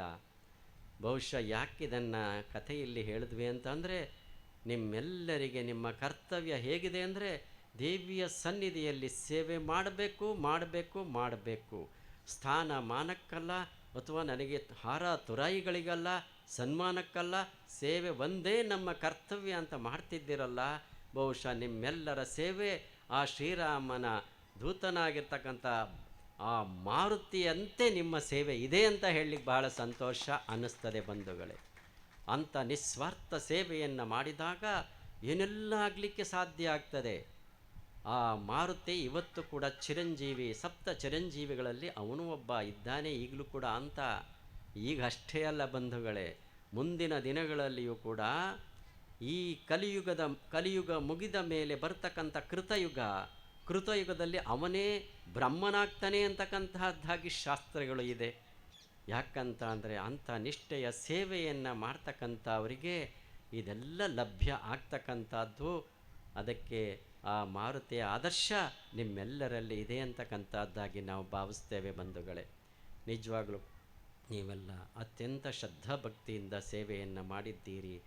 ಮಾತೃ ಮಂಡಳಿಯವರು, ಯುವಕ ಸಂಘದವರು, ಹಿರಿಯರು, ಕಿರಿಯರು, ಮಾಜಿಯಾಗಿರ್ತಕ್ಕಂಥವ್ರು ಈಗಿರ್ತಕ್ಕಂಥವ್ರು ಎಲ್ಲರೂ ಒಟ್ಟಿಗೆ ಕೂಡಿದ್ದೀರಿ. ಸ್ಥಾನಮಾನಗಳನ್ನು ಲೆಕ್ಕಿಸಲಿಲ್ಲ. ಸ್ವಾಮಿಗಳು ಹೇಳಿದ ಹಾಗೆ ಎಲ್ಲಿ ಛತ್ರಿ ಹಿಡಿಬೇಕಾ, ಕಸ ತೆಗಿಬೇಕಾ, ಬೆಂಚು ಇಡಬೇಕಾ, ಆಚೆಗೆ ಏನು ಇಡಬೇಕು, ಈಚೆಗೆ ಏನು ಇಡಬೇಕು, ಯಾವುದನ್ನೂ ಲೆಕ್ಕಿಸದಲೇ ನನ್ನ ಸ್ಥಾನ ಅಂಥದ್ದು ಇಂಥದ್ದು ಅನ್ನದಲೇ ಮಾಡ್ತಾ ಇದ್ದೀರಲ್ಲ, ನಿಜವಾಗ್ಲೂ ಕೂಡ ಆ ದೇವಿಯ ಪೂರ್ಣಾನುಗ್ರಹಕ್ಕೆ ನೀವೆಲ್ಲ ಪಾತ್ರರಾಗಿದ್ದೀರಿ ಅಂತ ಹೇಳಲಿಕ್ಕೆ ಬಹಳ ಸಂತೋಷ ಅನ್ನಿಸ್ತದೆ ಬಂಧುಗಳೇ. ಮುಂದಿನ ಕೈಂಕರ್ಯಗಳು ಬಹಳ ವಿಶೇಷವಾಗಿದ್ದಾವೆ. ಸಾಂಸ್ಕೃತಿಕ ಕಾರ್ಯಕ್ರಮದ ಉದ್ಘಾಟನೆ ಇದು. ಸಾಂಸ್ಕೃತಿಕ ಕಾರ್ಯಕ್ರಮ ಅಂತಂದರೆ ಯಾವ ಸಂಸ್ಕೃತಿಯನ್ನು ಇಟ್ಕೊಂಡು ನಾವು ಹೋಗ್ತಾ ಇದ್ದೇವೋ ಅದರ ಮುಖಾಂತರ ಮನರಂಜನೆಯನ್ನು ನಾವು ಮತ್ತು ನಮ್ಮ ನವಪೀಳಿಗೆಯವರು ಪಡೆಯಬೇಕು ಅಂತಕ್ಕಂಥದ್ದೇ ಈ ನಮ್ಮ ಸಾಂಸ್ಕೃತಿಕ ಕಾರ್ಯಕ್ರಮದ ಉದ್ದೇಶ. ಅಂಥ ಸಾಂಸ್ಕೃತಿಕ ಕಾರ್ಯಕ್ರಮಗಳು ನಮ್ಮ ಧರ್ಮ ಮತ್ತು ಸಂಸ್ಕೃತಿಯನ್ನು ಉಳಿಸ್ಕೊಳ್ತಕ್ಕಂಥ ರೀತಿಯಲ್ಲಿ ಇದ್ದಾಗ ಮಾತ್ರ ಅದು ಪೂರಕವಾಗಿರ್ತದೆ. ಇವತ್ತೆಷ್ಟೋ ಕಡೆ ನೋಡ್ತೇವೆ ಮನೋರಂಜನಾ ಕಾರ್ಯಕ್ರಮ, ಸಾಂಸ್ಕೃತಿಕ ಕಾರ್ಯಕ್ರಮ ಅಂತಂದರೆ ಯಾವ್ಯಾವುದೋ ರೀತಿಯಾಗಿರ್ತಕ್ಕಂಥ ದೇಶ ವಿದೇಶಗಳ ಪಾಶ್ಚಾತ್ಯ ಸಂಸ್ಕೃತಿಯ ಪ್ರತಿಬಿಂಬಿಸ್ತಕ್ಕಂಥ ಸಂಸ್ಕೃತಿಗಳನ್ನು ವೇದಿಕೆಯಲ್ಲಿ ಪ್ರದರ್ಶನ ಮಾಡ್ತಕ್ಕಂಥದ್ದನ್ನು ನೋಡ್ತೇವೆ. ಆದರೆ ನೀವು ಹಾಗೆ ಮಾಡಲಿಲ್ಲ. ಇಲ್ಲಿ ನಮ್ಮದೇ ಆಗಿರ್ತಕ್ಕಂಥ ಅನೇಕ ಪರಂಪರಾನುಗತವಾಗಿ ಬಂದಿರತಕ್ಕಂಥ ಪುರಾಣಗಳ ಇತಿಹಾಸಗಳ ಒಂದು ಸಂಸ್ಕೃತಿಯನ್ನು ಇಟ್ಟುಕೊಂಡು ಹೊರಹೊಮ್ತಾ ಇರ್ತಕ್ಕಂಥ ಕಲಾ ವೇದಿಕೆ ಇದಾಗಿದೆ. ಅಂತಹ ಕಲಾ ವೇದಿಕೆಯಲ್ಲಿ ಯಾವ ಯಾವ ಪ್ರದರ್ಶನವನ್ನು ಯಾವ ತಂಡದವರು ಮಾಡ್ತಾರೋ, ಯುವಕರಿರಬಹುದು ಅಥವಾ ಹಿರಿಯರಿರಬಹುದು, ಮಕ್ಕಳಿರಬಹುದು, ಸ್ತ್ರೀ ಪುರುಷರಾದಿಯಾಗಿ ಯಾರೇ ಮಾಡಿದರೂ ಕೂಡ ಅದೆಲ್ಲವೂ ಕೂಡ ದೇವಿಯ ಮುಂದೆ ಮಾಡ್ತಕ್ಕಂಥ ನಮ್ಮ ಸಂಸ್ಕೃತಿಯನ್ನು ಉದ್ದೀಪನಗೊಳಿಸ್ತಕ್ಕಂಥ ರೀತಿಯಲ್ಲಿ ಮಾಡ್ತಕ್ಕಂಥದ್ದು, ಅದೂ ಕೂಡ ಸಮಾಜಕ್ಕೆ ಒಂದು ವಿಶೇಷವಾಗಿರ್ತಕ್ಕಂಥ ಸಂದೇಶವನ್ನು ಕೊಡ್ತಕ್ಕಂಥದ್ದಿರ್ತದೆ. ಇವತ್ತಿನ ನಮ್ಮ ಮತ್ತು ನಮ್ಮ ಪೀಳಿಗೆಯವರ ಮೇಲೆ ಪಾಶ್ಚಾತ್ಯ ಸಂಸ್ಕೃತಿಯ ಪ್ರಭಾವ ಆಗ್ತಾ ಇದೆ. ಏನಾಗ್ತಾ ಇದ್ದೇವೆ ಅಂತಕ್ಕಂಥ ಅರಿವೇ ನಮಗೆ ಇಲ್ಲ ಬಂಧುಗಳೇ. ನಾವೆಂಥ ಮೇಧಾವಿಗಳಿರಬಹುದು, ಸತ್ಸಂಪ್ರದಾಯಸ್ಥರಿರಬಹುದು, ಶಾಸ್ತ್ರೀಯ ರೀತಿಯಲ್ಲಿ ನಡೆದು ಬಂದಂಥ ಕುಟುಂಬದವರಿರಬಹುದು, ಎಲ್ಲರ ಮನೆಗಳಲ್ಲಿ ಇವತ್ತೇನಾಗ್ತಾ ಇದೆ ಅಂದರೆ ನಮ್ಮ ಮಕ್ಕಳು ನಮ್ಮ ತನವನ್ನು ಬಿಟ್ಟು ಎಲ್ಲೋ ಹೋಗ್ತಾ ಇದ್ದಾರೋ ಏನೋ, ನಮ್ಮ ಧರ್ಮ ಸಂಸ್ಕೃತಿಗಳೇ ಅಳಿತಾ ಇದೆಯೋ ಏನೋ ಅನ್ನುವಷ್ಟರ ಮಟ್ಟಕ್ಕೆ ಇವತ್ತು ನಡೀತಾ ಇದೆ. ನಮಗೆ ಅರಿವೇ ಆಗ್ತಾ ಇಲ್ಲ ಬಂಧುಗಳೇ. ಯಾಕೆ ನಾವು ಹೇಳ್ತೇವೆ ಅಂತ ಅಂದರೆ ನಮ್ಮ ಮಕ್ಕಳಿಗೆ ಅಂಥ ಸಂಸ್ಕೃತಿಯನ್ನು ಉಳಿಸ್ತಕ್ಕಂಥ ರೀತಿಯಲ್ಲಿ ನಾವೆಲ್ಲರೂ ಕೂಡ ಪಣ ತೊಡಬೇಕಾಗ್ತದೆ. ಇಂಥ ಕಾರ್ಯಕ್ರಮಗಳನ್ನು ಮಾಡುವುದರ ಜೊತೆಗೆ ನಮ್ಮ ನವಪೀಳಿಗೆಯವರನ್ನು ಕೂಡ ಅಂಥ ಸುಸಂಸ್ಕೃತ ಮಾರ್ಗದಲ್ಲಿ ಕೊಂಡೊಯ್ತಕ್ಕಂಥ ಪ್ರಯತ್ನವನ್ನು ಮಾಡಬೇಕಾಗ್ತದೆ ಬಂಧುಗಳೇ. ನಮಗರಿವಿಲ್ಲದಂತೆ ಎಲ್ಲವೂ ಕೂಡ ದೂರ ದೂರ ಹೋಗ್ತಾ ಇದೆ. ಎಷ್ಟರ ಮಟ್ಟಕ್ಕೆ ಆಗ್ತದೆ, ದುಷ್ಪರಿಣಾಮಗಳು ಹೇಗಾಗ್ತದೆ ಗೊತ್ತಾ? ಒಮ್ಮೆ ನಾವು ಬೆಂಗಳೂರಿನಲ್ಲಿ ಒಬ್ಬರ ಮನೆಯಲ್ಲಿ ಪಾದಪೂಜೆಗೆ ಕರೆದಿದ್ರು, ಹೋಗಿದ್ವಿ. ಬಹಳ ವಿಜೃಂಭಣೆಯಿಂದ ಮಾಡಿದರು. ಬಂಧು ಬಾಂಧವರನ್ನೆಲ್ಲ ಕರೆದಿದ್ರು, ಎಲ್ಲರೂ ಬಂದಿದ್ದರು. ಅಲ್ಲಿ ಪಾದಪೂಜೆ ಆಯಿತು. ಎಲ್ಲ ತೀರ್ಥಪ್ರಸಾದ ಪಡೆದು ಹೋಗ್ತಾ ಇದ್ದರು. ಆ ಮನೆಯ ಯಜಮಾನನ ಮಗ, ಒಂದು 20-22 ವರ್ಷದ ಮಗ ಬಂದ. ಅವನ ಜೊತೆಯಲ್ಲಿ ಒಬ್ಬ ಅವನ ಸ್ನೇಹಿತನು ಬಂದಿದ್ದ. ಇಬ್ಬರು ಬಂದು ನಮಸ್ಕಾರ ಮಾಡಿದ್ರು, ತೀರ್ಥಪ್ರಸಾದನೂ ಕೂಡ ಪಡೆದ್ರು. ನಾವೊಂದು ಸಲ ಅವನ ಕಡೆ ಮುಖ ನೋಡಿದ್ವಿ. ನಾವು ಹೇಳಿದ್ವಿ, ನೋಡಪ್ಪ ನಿನ್ನ ಕಿವಿನಲ್ಲಿ ಒಂದು ಒಲೆ ಎಲ್ಲೋ ಬಿದ್ದೋಗಿರ್ಬೋದು, ಒಂದೇ ಕಾಣಿಸ್ತಾ ಇದೆಯಲ್ಲ ನೋಡು ಅಂದ್ವಿ. ತಕ್ಷಣ ಅವನ ಸ್ನೇಹಿತ ಹೇಳ್ದ, ಇಲ್ಲ ಗುರುಗಳೇ, ಇಲ್ಲ ಅವನು ಹಾಕ್ಕೊಂಡಿದ್ದೇ ಒಂದು. ಅವನು ಅದನ್ನು ಹಾಕ್ಕೊಂಡಿರಲಿಲ್ಲ, ಕಿವಿನೇ ಚುಚ್ಚಿಸ್ಕೊಂಡಿರಲಿಲ್ಲ. ಮೊನ್ನೆ ತಾನೇ ಆ ಟಿ ವಿ ನೋಡ್ತಾ ಕೂತ್ಕೊಂಡಿದ್ದ. ಅಲ್ಲಿ ಅದು ಯಾರೋ ಮೈಕಲ್ ಜಾನ್ಸನ್ ಅಂತಕ್ಕಂಥ ಅವನು ಒಂದು ಕಿವಿಗೆ ಒಂದು ಒಲೆ ಹಾಕೊಂಡು ಫೈಟ್ ಮಾಡ್ತಾ ಇದ್ದ. ಅದು ನೋಡಿ ಬಂದು ಇವನು ಡಾಕ್ಟ್ರ್ ಹತ್ರ ಹೋಗಿ ಒಂದು ಕಿವಿ ಚುಚ್ಚಿಸ್ಕೊಂಡು ಒಂದು ಒಲೆ ಹಾಕೊಂಡು ಬಂದಿದ್ದಾನೆ ಅಂತ. ಹೇಗೆ ನಮ್ಮ ಸಂಸ್ಕೃತಿ ಪಾಶ್ಚಾತ್ಯ ಸಂಸ್ಕೃತಿಯೊಳಗೆ ಬೆರೆತು ಹೋಗ್ತದೆ ಅಂತಕ್ಕಂಥದ್ದನ್ನು ಚಿಂತಿಸಬೇಕು. ಕರ್ಣವೇದನ ಅಂತಕ್ಕಂಥದ್ದು ಸನಾತನ ಹಿಂದೂ ಧರ್ಮದ ಒಂದು ಸಂಕೇತ. ಇಂಥದವುದರಗಳ ಮೇಲೂ ಕೂಡ ಪಾಶ್ಚಾತ್ಯ ಸಂಸ್ಕೃತಿಗಳಾಗ್ತಾ ಇದೆ ಅಂದರೆ ನಮ್ಮ ನವಪೀಳಿಗೆಯವರು ಎತ್ತ ಸಾಕ್ತಾ ಇದ್ದಾರೆ ಅಂತಕ್ಕಂಥದ್ದನ್ನು ಚಿಂತನೆ ಮಾಡ್ತಕ್ಕಂಥದ್ದಿದೆ ಬಂಧುಗಳೇ. ಹಾಗಾಗಿ ನಮ್ಮ ಮಕ್ಕಳಿಗೆ ಉತ್ತಮವಾದಂಥ ಸಂಸ್ಕಾರವನ್ನು ಕೊಡಬೇಕು. ಆ ಮಕ್ಕಳಿಗೆ ಬಾಲ್ಯದಿಂದ ಅವರಿಗೆ ಏನೆಲ್ಲ ಬೇಕು, ಸನಾತನ ಸಂಸ್ಕೃತಿಯ ಒಂದು ಪ್ರೇರಣೆ ಆಗ್ತಕ್ಕಂಥ ರೀತಿಯಲ್ಲಿ ಅವರನ್ನು ಬೆಳೆಸಬೇಕಾಗಿದೆ ಬಂಧುಗಳೇ. ಕೇವಲ ಶಿಕ್ಷಣ ಮಾತ್ರ ಪ್ರಧಾನ. ದೊಡ್ಡದಾಗಿ ಓದಿಸಿ, ದೊಡ್ಡ ದೊಡ್ಡ ಸ್ಥಾನಮಾನಗಳಿಗೆ ಗಳಿಸಿ, ದೇಶ ವಿದೇಶ ಸುತ್ತಿಸಿ, ಕೋಟಿ ಸಂಪಾದಿಸಿ ಅದನ್ನು ಎಲ್ಲ ಸಂಪತ್ತನ್ನು ನಾನೇ ಅನುಭವಿಸಬೇಕು ಅನ್ನುವ ಒಂದೇ ಗುಂಗಿನಲ್ಲಿ ನಾವು ಹೋಗ್ತಾ ಇದ್ದೇವಲ್ಲ, ನಮ್ಮ ಮುಂದಿನ ಸಂಸ್ಕೃತಿ ಏನಾಗಬೇಕು ಅಂತಕ್ಕಂಥದ್ರ ಕಡೆ ಚಿಂತನೆಯನ್ನು ಮಾಡಬೇಕು. ವಿದ್ಯೆ ಬೇಕು, ಇಲ್ಲ ಅಂತ ಅಲ್ಲ. ವಿದ್ಯಾ ದದಾತಿ ವಿನಯಂ ವಿನಯಾದ್ಯಾತಿ ಪಾತ್ರತಾಂ ಪಾತ್ರತ್ವ ಧನಮಾಪ್ನೋತಿ ಧನೇನ ಧರ್ಮಂ ತಥಸ್ಸುಖಂ ಅಂತ ನಮ್ಮ ಹಿರಿಯರು ಹೇಳಿದ್ದಾರೆ. ವಿದ್ಯಾ ದದಾತಿ ವಿನಯಂ, ವಿದ್ಯೆ ವಿನಯವನ್ನು ಕೊಡುತ್ತೆ, ನಿಜ. ವಿನಯವನ್ನು ಕೊಡಬೇಕು, ಆದರೆ ಅದು ಏನು ಕೊಡುತ್ತೋ ಗೊತ್ತಿಲ್ಲ. ವಿದ್ಯೆ ವಿನಯವನ್ನು ಕೊಡಬೇಕು ಅಥವಾ ವಿನಯ ಬಿಟ್ಟು ಇನ್ನೇನೇನು ಕೊಡುತ್ತೋ ಗೊತ್ತಿಲ್ಲ. ವಿದ್ಯಾ ದದಾತಿ ವಿನಯಂ, ಅವನು ಸರಿಯಾದಂಥ ವಿದ್ಯಾರ್ಥಿಯಾಗಿದ್ದರೆ, ಅವನು ಸತ್ಪಾಲನೆ ಮಾಡ್ತಾಯಿದ್ರೆ ವಿನಯ ಅವನಿಗೆ ಬರ್ತದಂತೆ. ವಿದ್ಯಾ ದದಾತಿ ವಿನಯಂ ವಿನಯಾದ್ಯಾತಿ ಪಾತ್ರತಾಂ, ಆ ವಿನಯ ವಿದ್ಯೆಯ ಜೊತೆಯಲ್ಲಿ ವಿನಯ ಇದ್ದಾಗ ಅವನಿಗೆ ಸಮಾಜದಲ್ಲಿ ಸತ್ಪಾತ್ರ ಸಿಕ್ಕುತ್ತಂತೆ, ಸ್ಥಾನಮಾನಗಳು ತನ್ನಿಂದ ತಾನೇ ಲಭ್ಯ ಆಗ್ತದೆ. ಪಾತ್ರದ್ವಾದ್ ಧನಮಾಪ್ನೋತಿ, ಅವನಿಗಂಥ ಸತ್ಪಾತ್ರ ಸಮಾಜದಲ್ಲಿ ಸಿಕ್ತು ಅಂದರೆ ವಿದ್ಯೆ ವಿನಯ ಸಂಪತ್ತು ಅದು ಸಿಕ್ತು ಅಂತ ಅಂದರೆ ಅವನು ಸಮಾಜದೊಳಗೆ ಸಂಪತ್ತು ಎಲ್ಲವನ್ನು ಅನುಭವಿಸ್ತಕ್ಕಂಥದ್ದು ಸಿಗ್ತದೆ. ಆದರೆ ಧನಾತ್ ಸುಖಂ ಅಂತ ಹೇಳಲಿಲ್ಲ, ಗಮನಿಸಿ ಬಂಧುಗಳೇ. ಧನಾತ್ ಧರ್ಮಂ ತತಃಸುಖಂ ಅಂತ ಹೇಳಿದ್ದಾರೆ. ಆ ಹಣ ಬರ್ತದೆ, ಆ ಹಣ ಬಂದಿದ್ದರಲ್ಲಿ ಧರ್ಮ ರೀತಿಯಲ್ಲಿ ವಿನಿಯೋಗ ಮಾಡು, ಅನ್ಯಾಯದ ರೀತಿಯಲ್ಲಿ ವಿನಿಯೋಗ ಮಾಡಬೇಡ, ಧರ್ಮ ಮಾರ್ಗದಲ್ಲಿ ನಡಿ. ತತಃಸುಖಂ, ಅದರಿಂದ ನಿನಗೆ ನಿಜವಾದಂಥ ಸುಖ ಅಂತ ಹೇಳಿದ್ರು. ಸುಮ್ಮನೆ ಹಣ ಬಂತು ಅಂತ ವ್ಯಯ ಮಾಡ್ತು ಅಂತ ಅಂದರೆ ಏನೆಲ್ಲ ಮಾಡ್ಬೋದು. ಬೆಳಗಿನಿಂದ ಸಂಜೆವರೆಗೆ ಏನೆಲ್ಲ ನಮಗೆ ಸಿಗ್ತಕ್ಕಂಥದ್ದಿದೆ, ನೋಡಲಿಕ್ಕೆ, ತಿನ್ನಲಿಕ್ಕೆ, ಆಡಲಿಕ್ಕೆ, ವ್ಯವಹರಿಸಲಿಕ್ಕೆ ಭಾಳಷ್ಟು ಸಿಗ್ತಕ್ಕಂಥದ್ದಿದೆ. ಆದರೆ ನಾವು ಯಾವುದನ್ನು ಸ್ವೀಕರಿಸಬಹುದು, ಯಾವುದನ್ನು ಬಿಡಬಹುದು ಅಂತಕ್ಕಂಥ ಅದನ್ನು ಇಟ್ಕೊಂಡು ನಡೆದಾಗ ಮಾತ್ರ ನಿಜವಾದಂಥ ಸುಖ ಸಿಕ್ಕುತ್ತೆ ಬಂಧುಗಳೇ, ಇಲ್ಲದಿದ್ದರೆ ಇಲ್ಲ. ಹಾಗಾಗಿ ಅಂಥ ಸನ್ಮಾರ್ಗದಲ್ಲಿ ನಾವು ನಡಿಬೇಕಾಗ್ತದೆ ಬಂಧುಗಳೇ. ಒಂದೇ ಒಂದು ನಿದರ್ಶನವನ್ನು ಹೇಳಿ ನಮ್ಮ ಆಶೀರ್ವಚನ ಮುಗಿಸಿಬಿಡ್ತೇವೆ ನೋಡಿ. ಸಮಾಜದ ಮೇಲೆ ದುಷ್ಪರಿಣಾಮವನ್ನು ಬೀರ್ತಕ್ಕಂಥ ಸಾಮಾಜಿಕ ಸಪ್ತ ಆಘಾತಗಳಿದ್ದಾವೆ. 7 ಆಘಾತಗಳು. ಯಾವುದು 7 ಆಘಾತಗಳು? ದುಡಿಮೆ ಇಲ್ಲದ ಸಂಪತ್ತು, ತತ್ವರಹಿತ ರಾಜಕೀಯ, ಶೀಲ ಇಲ್ಲದ ಶಿಕ್ಷಣ, ನೀತಿ ವಿಹೀನ ವಾಣಿಜ್ಯ, ಆತ್ಮಸಾಕ್ಷಿ ರಹಿತ ಭೋಗ, ಮಾನವತಾ ಶೂನ್ಯ ವಿಜ್ಞಾನ, ತ್ಯಾಗ ಇಲ್ಲದ ಪೂಜೆ. ಈ 7 ಅಂಶಗಳು ಸಮಾಜದ ಮೇಲೆ ದುಷ್ಪರಿಣಾಮವನ್ನು ಬೀರುತ್ತೆ ಅಂತ ಹಿರಿಯರು ಹೇಳಿದ್ದಾರೆ. ಹೇಗೆ ಗೊತ್ತಾ? ದುಡಿಮೆ ಇಲ್ಲದ ಸಂಪತ್ತು. ಆಲೋಚನೆ ಮಾಡಿ, ನಾನು ದುಡಿಮೆಯನ್ನೇ ಮಾಡ್ತಾ ಇಲ್ಲ, ನನಗೆ ಒಂದು ವರ್ಷ ತುಂಬುವುದರೊಳಗೆ 100 ಕೋಟಿ ಬರಲಿ, 1000 ಕೋಟಿ ಬರಲಿ ಅಂತ ನಾವು ಪ್ರಯತ್ನ ಪಟ್ಟು ಗಳಿಸಿದ್ರೆ ಅದು ಸಮಾಜದ ಮೇಲೆ ಶೋಷಣೆಯನ್ನು ಮಾಡಿದಂತೆಯೇ ಅಲ್ವಾ? ಇದು ಕೂಡ ಸಮಾಜದ ಮೇಲೆ ಒಂದು ಆಘಾತ. ದುಡಿಮೆ ಇಲ್ಲದ ಸಂಪತ್ತು, ಇದು ಕೂಡ ಸಮಾಜದ ಮೇಲೆ ಒಂದು ದುಷ್ಪರಿಣಾಮ ಅಂತ ಹೇಳ್ತಾರೆ. ಇನ್ನು 2ನೆಯದು ತತ್ವರಹಿತ ರಾಜಕೀಯ. ನಮ್ಮನ್ನು ಆಳಲು ಆಳರಸರ ಅವಶ್ಯಕತೆ ಇದೆ ಬಂಧುಗಳೇ, ನಿಜ. ಆದರೆ ಅವರು ಹೀಗೆ ನಮ್ಮನ್ನು ಆಳ್ತಾರೆ, ಅದರಿಂದ ಏನು ನಮಗೆ ಲಭ್ಯ ಆಗ್ತದೆ ಅಂತಕ್ಕಂಥದ್ದು ಮುಖ್ಯ. ಬೇಕು, ಎಲ್ಲರಿಗೆ, ಎಲ್ಲ ಪ್ರಾಂತ್ಯಗಳಿಗೆ ಆಳರಸರ ಅಂಕೆ ಬೇಕು. ಆದರೆ ಹೇಗಿರಬೇಕು? ತತ್ವ ಸಹಿತ ರಾಜಕೀಯ, ತತ್ವರಹಿತ ರಾಜಕೀಯ. ತತ್ವ ಸಹಿತ ರಾಜಕೀಯ ಅಂದರೆ ಏನು, ತತ್ವರಹಿತ ರಾಜಕೀಯ ಅಂದರೆ ಏನು ಗೊತ್ತಾ? ನೋಡಿ, ಎಲ್ಲೋ ಬಿಸಿಲಿನಲ್ಲಿ ನಡ್ಕೊಂಡು ಹೋಗ್ತಾ ಇದ್ದೀರಿ. ಹೋಗ್ತಾ ಇದ್ದಾಗ ನೆರಳು ಬೇಕು, ಎಲ್ಲರೂ ಮರದ ನೆರಳು ಬೇಕು ಅಂತ ಅನಿಸುತ್ತೆ. ನಿಮ್ಗೆ ಹೋಗುವಾಗ ಯಾವುದೋ ಒಂದು ಮರ ಸಿಕ್ತು, ಹೋಗಿ ನಿಂತ್ಕೊಂಡ್ಬಿಟ್ರಿ. ಮರ ಯಾವುದು ಗೊತ್ತಿಲ್ಲ. ಅಲ್ಲಿ ಹೋದ್ಮೇಲೆ ಗೊತ್ತು, ಕತ್ತೆತ್ತಿ ನೋಡಿದ್ರೆ ಎಲೆಗಳು ಒಂದೂ ಇಲ್ಲ, ಜಾಲಿ ಮರ. ಕೆಳಗೆ ನೋಡಿದ್ರೆ ಮುಳ್ಳು ಕಾಲಿಗೆ ಚುಚ್ತಾ ಇದೆ. ಮೇಲೆ ನೆರಳಿಲ್ಲ, ಕೆಳಗೆ ಕಾಲಿಗೆ ಮುಳ್ಳು ಚುಚ್ತಾ ಇದೆ. ಇದರ ಅನುಭವವೇ ತತ್ವರಹಿತ ರಾಜಕೀಯ. ತತ್ವ ಸಹಿತ ರಾಜಕೀಯ ಯಾವುದು ಗೊತ್ತಾ?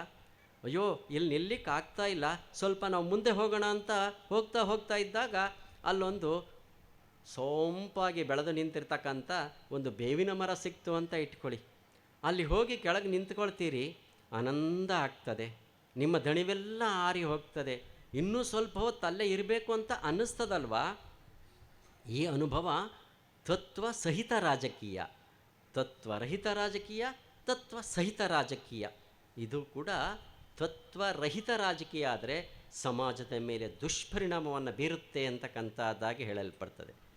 ಮೂರನೆಯದು ಶೀಲ ಇಲ್ಲದ ಶಿಕ್ಷಣ. ವಿದ್ಯೆ ಬೇಕು, ಎಲ್ಲರಿಗೆ ಇವತ್ತು ಮಕ್ಕಳಿಗೆ ವಿದ್ಯಾಭ್ಯಾಸವನ್ನು ಮಾಡಿಸ್ಬೇಕು, ದೊಡ್ಡ ದೊಡ್ಡ ಅಂಕಗಳನ್ನು ಗಳಿಸಬೇಕು, ಎಲ್ಲ ನಾವು ಪ್ರಯತ್ನ ಮಾಡ್ತಾ ಇರ್ತೇವೆ. ಲಕ್ಷ ಲಕ್ಷ ಅವರಿಗೆ ಖರ್ಚು ಮಾಡ್ತೇವೆ, ಕೋಟ್ಯಾಂತರ ಖರ್ಚು ಮಾಡ್ತೇವೆ. ಆದರೆ ಇವತ್ತು ಎಷ್ಟೇ ದೊಡ್ಡ ದೊಡ್ಡ ವಿದ್ಯಾವಂತರಾಗಿದ್ದರೂ ಕೂಡ ನಾವು ಒಂದು 50 ವರ್ಷಗಳ ಹಿಂದಿನ ವಿದ್ಯಾಭ್ಯಾಸದ ಜನರ ಸಂಖ್ಯೆಯನ್ನು ಇವತ್ತು ಇರ್ತಕ್ಕಂಥ ವಿದ್ಯಾವಂತರ ಜನರ ಸಂಖ್ಯೆಯನ್ನು ತುಲನೆ ಮಾಡಿದ್ರೆ ಅಜಗಜಾಂತರ. ಒಂದು 50 ವರ್ಷದ ಹಿಂದೆ 100ಕ್ಕೆ ಒಂದು 30-40ರಷ್ಟು ಜನ ವಿದ್ಯಾವಂತರಾಗಿದ್ದರೋ ಇಲ್ವೋ ಎಣಿಕೆಗೆ ಸಿಗ್ತಾ ಇರಲಿಲ್ಲ. ಆದರೆ ಇವತ್ತು 100ಕ್ಕೆ 75 ಭಾಗ, 80 ಭಾಗ, 100ಕ್ಕೆ 100ರಷ್ಟು ಸಾಕ್ಷರರಾಗಿದ್ದೇವೆ ಅಂತ ನಾವು ಘೋಷಣೆ ಮಾಡ್ಕೊಳ್ತಾ ಇದ್ದೇವೆ. ಆದರೆ ಎಲ್ಲೆಂದರಲ್ಲಿ ಕೊಲೆ, ಸುಲಿಗೆ, ಅತ್ಯಾಚಾರ, ಅನ್ಯಾಯ ಇದೆಲ್ಲವೂ ಕೂಡ ಎಲ್ಲ ರಂಗಗಳಲ್ಲಿ, ಧಾರ್ಮಿಕ ಕ್ಷೇತ್ರ ಇರ್ಬೋದು, ರಾಜಕೀಯ ರಂಗ ಇರ್ಬೋದು, ಅಥವಾ ಬುದ್ಧಿಜೀವಿಗಳಿರ್ಬೋದು, ಯಾವ ರಂಗಗಳಲ್ಲಿ ನೋಡಿದ್ರೂ ಕೂಡ ಇಂಥ ಅತ್ಯಾಚಾರ ಅನೀತಿಗಳನ್ನು ನೋಡ್ತಾ ಇದ್ದೇವೆ ಅಂತ ಅಂದರೆ ಆ ವಿದ್ಯೆಯ ಜೊತೆಯಲ್ಲಿ ವಿನಯ, ಅದರ ಜೊತೆಯಲ್ಲಿ ಇರಬೇಕಾದಂಥ ಶೀಲ ಇಲ್ಲದ ಶಿಕ್ಷಣ ಅಂದರೆ ಮಾರಲ್ ಎಜುಕೇಷನ್ ಅಂತಕ್ಕಂಥದ್ದೇ ಇಲ್ಲ ಅಂತ ಅಂದರೆ, ನಮ್ಮನ್ನು ಸನ್ಮಾರ್ಗದಲ್ಲಿ ನಡೆಸ್ತಕ್ಕಂಥ ವಿದ್ಯೆಯೇ ನಮಗೆ ಇಲ್ಲ ಅಂತ ಅಂದಾಗ ಆ ವಿದ್ಯೆಯಿಂದ ಏನೆಲ್ಲ ಇವತ್ತು ದುಷ್ಪರಿಣಾಮಗಳಾಗ್ತದೆ. ಇದು ಕೂಡ ಸಮಾಜದ ಮೇಲೆ ಒಂದು ಆಘಾತ. ಶೀಲ ಇಲ್ಲದ ಶಿಕ್ಷಣ ಇದು ಕೂಡ ಒಂದು ಆಘಾತ ಅಂತಕ್ಕಂಥದ್ದಾಗಿ ಹೇಳಿದ್ದಾರೆ. ಇನ್ನು 4ನೇದು ನೀತಿ ವಿಹೀನ ವಾಣಿಜ್ಯ. ಎಲ್ಲರೂ ಕೂಡ ಒಂದಲ್ಲ ಒಂದು ವ್ಯಾಪಾರೀಕರಣದಲ್ಲೇ ನಡೆದಿರ್ತಕ್ಕಂಥವ್ರು. ನಾವು ಯಾವುದಾದ್ರೂ ಒಂದು ಉದ್ಯೋಗ ಇಟ್ಕೊಂಡೇ ನಡೆದಿರ್ತೇವಲ್ವಾ. ಆದರೆ ಆ ಉದ್ಯೋಗದಲ್ಲಿ 100ಕ್ಕೆ ಒಂದು 25 ರೂಪಾಯಿಯನ್ನು ತೊಡಗಿಸಿ 100 ರೂಪಾಯಿನ ತೊಡಗಿಸಿ ಒಂದು 25 ರೂಪಾಯಿ ಲಾಭ ಪಡೆದ್ರೆ ಅದು ನಮಗೂ ಹಿತ, ಸಮಾಜಕ್ಕೂ ಹಿತ. ಆದರೆ ನಾವು 100 ರೂಪಾಯಿಯನ್ನು ತೊಡಗಿಸಿ ಅದರಲ್ಲಿ 200 ರೂಪಾಯಿ ಲಾಭ ಬರಲಿ ಅಂತ ಅಂದರೆ ಅದು ಕೂಡ ಸಮಾಜದ ಮೇಲೆ ದುಷ್ಪರಿಣಾಮ ಅಲ್ವಾ, ಶೋಷಣೆ ಮಾಡಿದಂತೆಯೇ ಅಲ್ವಾ. ಇದು ಕೂಡ ನೀತಿ ವಿಹೀನ ವಾಣಿಜ್ಯ ಸಮಾಜದ ಮೇಲೆ ಒಂದು ದುಷ್ಪರಿಣಾಮವನ್ನು ಉಂಟು ಮಾಡ್ತಕ್ಕಂಥದ್ದು. ಇನ್ನು 5ನೇದೇ ಒಂದು ಬಹಳ ಮುಖ್ಯವಾದಂಥದ್ದು ಆತ್ಮಸಾಕ್ಷಿ ರಹಿತ ಭೋಗ. ನಾವು ಉಪಭೋಗಿಸ್ತಕ್ಕಂಥ ಎಲ್ಲ ವಸ್ತುಗಳು ನಮ್ಮದ್ದ ಅಲ್ಲವಾ ಅಂತಕ್ಕಂಥ ವಿವೇಕ ಇಲ್ಲದಲೇ ನಾವೆಲ್ಲವನ್ನು ಅನುಭವಿಸಲಿಕ್ಕೆ ಹೋದರೆ ಏನಾಗ್ತದೆ ಅಂತಕ್ಕಂಥದ್ದನ್ನು ಆತ್ಮಸಾಕ್ಷಿ ರಹಿತ ಭೋಗ, ಆತ್ಮಸಾಕ್ಷಿ ಸಹಿತ ಭೋಗ. ಆತ್ಮಸಾಕ್ಷಿ ರಹಿತ ಭೋಗ ಅಂದ್ರೇನು, ಆತ್ಮಸಾಕ್ಷಿ ಸಹಿತ ಭೋಗ ಅಂದ್ರೇನು ಗೊತ್ತಾ? ಆತ್ಮಸಾಕ್ಷಿ ರಹಿತ ಭೋಗ ಅಂತ ಅಂದರೆ ನೋಡಿ ಬಂಧುಗಳೇ, ರಾತ್ರಿ ಒಂದಷ್ಟು ನಾಳೆ ಪೂಜೆ ಇದೆ, ಒಂದಷ್ಟು ಹಣ್ಣುಗಳನ್ನು ಮನೆಗೆ ತರ್ತೇವೆ. ಒಳ್ಳೆ ಸೇಬು, ಬಾಳೆಹಣ್ಣು, ಇನ್ನೂ ಅನೇಕ ಫಲಭರಿತವಾಗಿರ್ತಕ್ಕಂಥ ರಸಭರಿತವಾಗಿರ್ತಕ್ಕಂಥ ಹಣ್ಣುಗಳನ್ನೆಲ್ಲ ಮನೆಗೆ ತಂದಿರ್ತೇವೆ. ಬೆಳಿಗ್ಗೆ ಪೂಜೆ ಮಾಡಬೇಕು, ಸತ್ಯನಾರಾಯಣ ಪೂಜೆ ಮಾಡಿ ತಿನ್ನಬೇಕು ಅಂತ ಇಟ್ಕೊಂಡಿರ್ತೇವೆ ಪ್ರಸಾದ ಅಂತ. ಆದರೆ ರಾತ್ರಿ ನೋಡುವಾಗಲೇ ಬಹಳ ಹಣ್ಣುಗಳು ಎಷ್ಟೊಂದು ಸವಿಯಾಗಿದ್ದಾವೆ ಅಂತ ಆಗಲೇ ತಿಂದುಬಿಟ್ರೆ ಆತ್ಮಸಾಕ್ಷಿ ರಹಿತ ಭೋಗ. ಒಬ್ಬ ಪತಿಗೆ ಧರ್ಮಪತ್ನಿ ಭೋಗ್ಯ ವಸ್ತು, ಆದರೆ ಉಳಿದ ಸ್ತ್ರೀಯರನ್ನು ಅದೇ ದೃಷ್ಟಿಯಿಂದ ನೋಡಿದಾಗ ಆತ್ಮಸಾಕ್ಷಿ ರಹಿತ ಭೋಗ. ಉಳಿದವರೆಲ್ಲರೂ ಕೂಡ ಮಾತೃ ಸಮಾನ ಅನ್ನುವ ಭಾವ ಇದ್ದರೆ ಆತ್ಮಸಾಕ್ಷಿ ಸಹಿತ ಆಗ್ತದೆ. ಹಾಗೆ ಆತ್ಮಸಾಕ್ಷಿ ಸಹಿತ ಭೋಗ, ಆತ್ಮಸಾಕ್ಷಿ ರಹಿತ ಭೋಗ.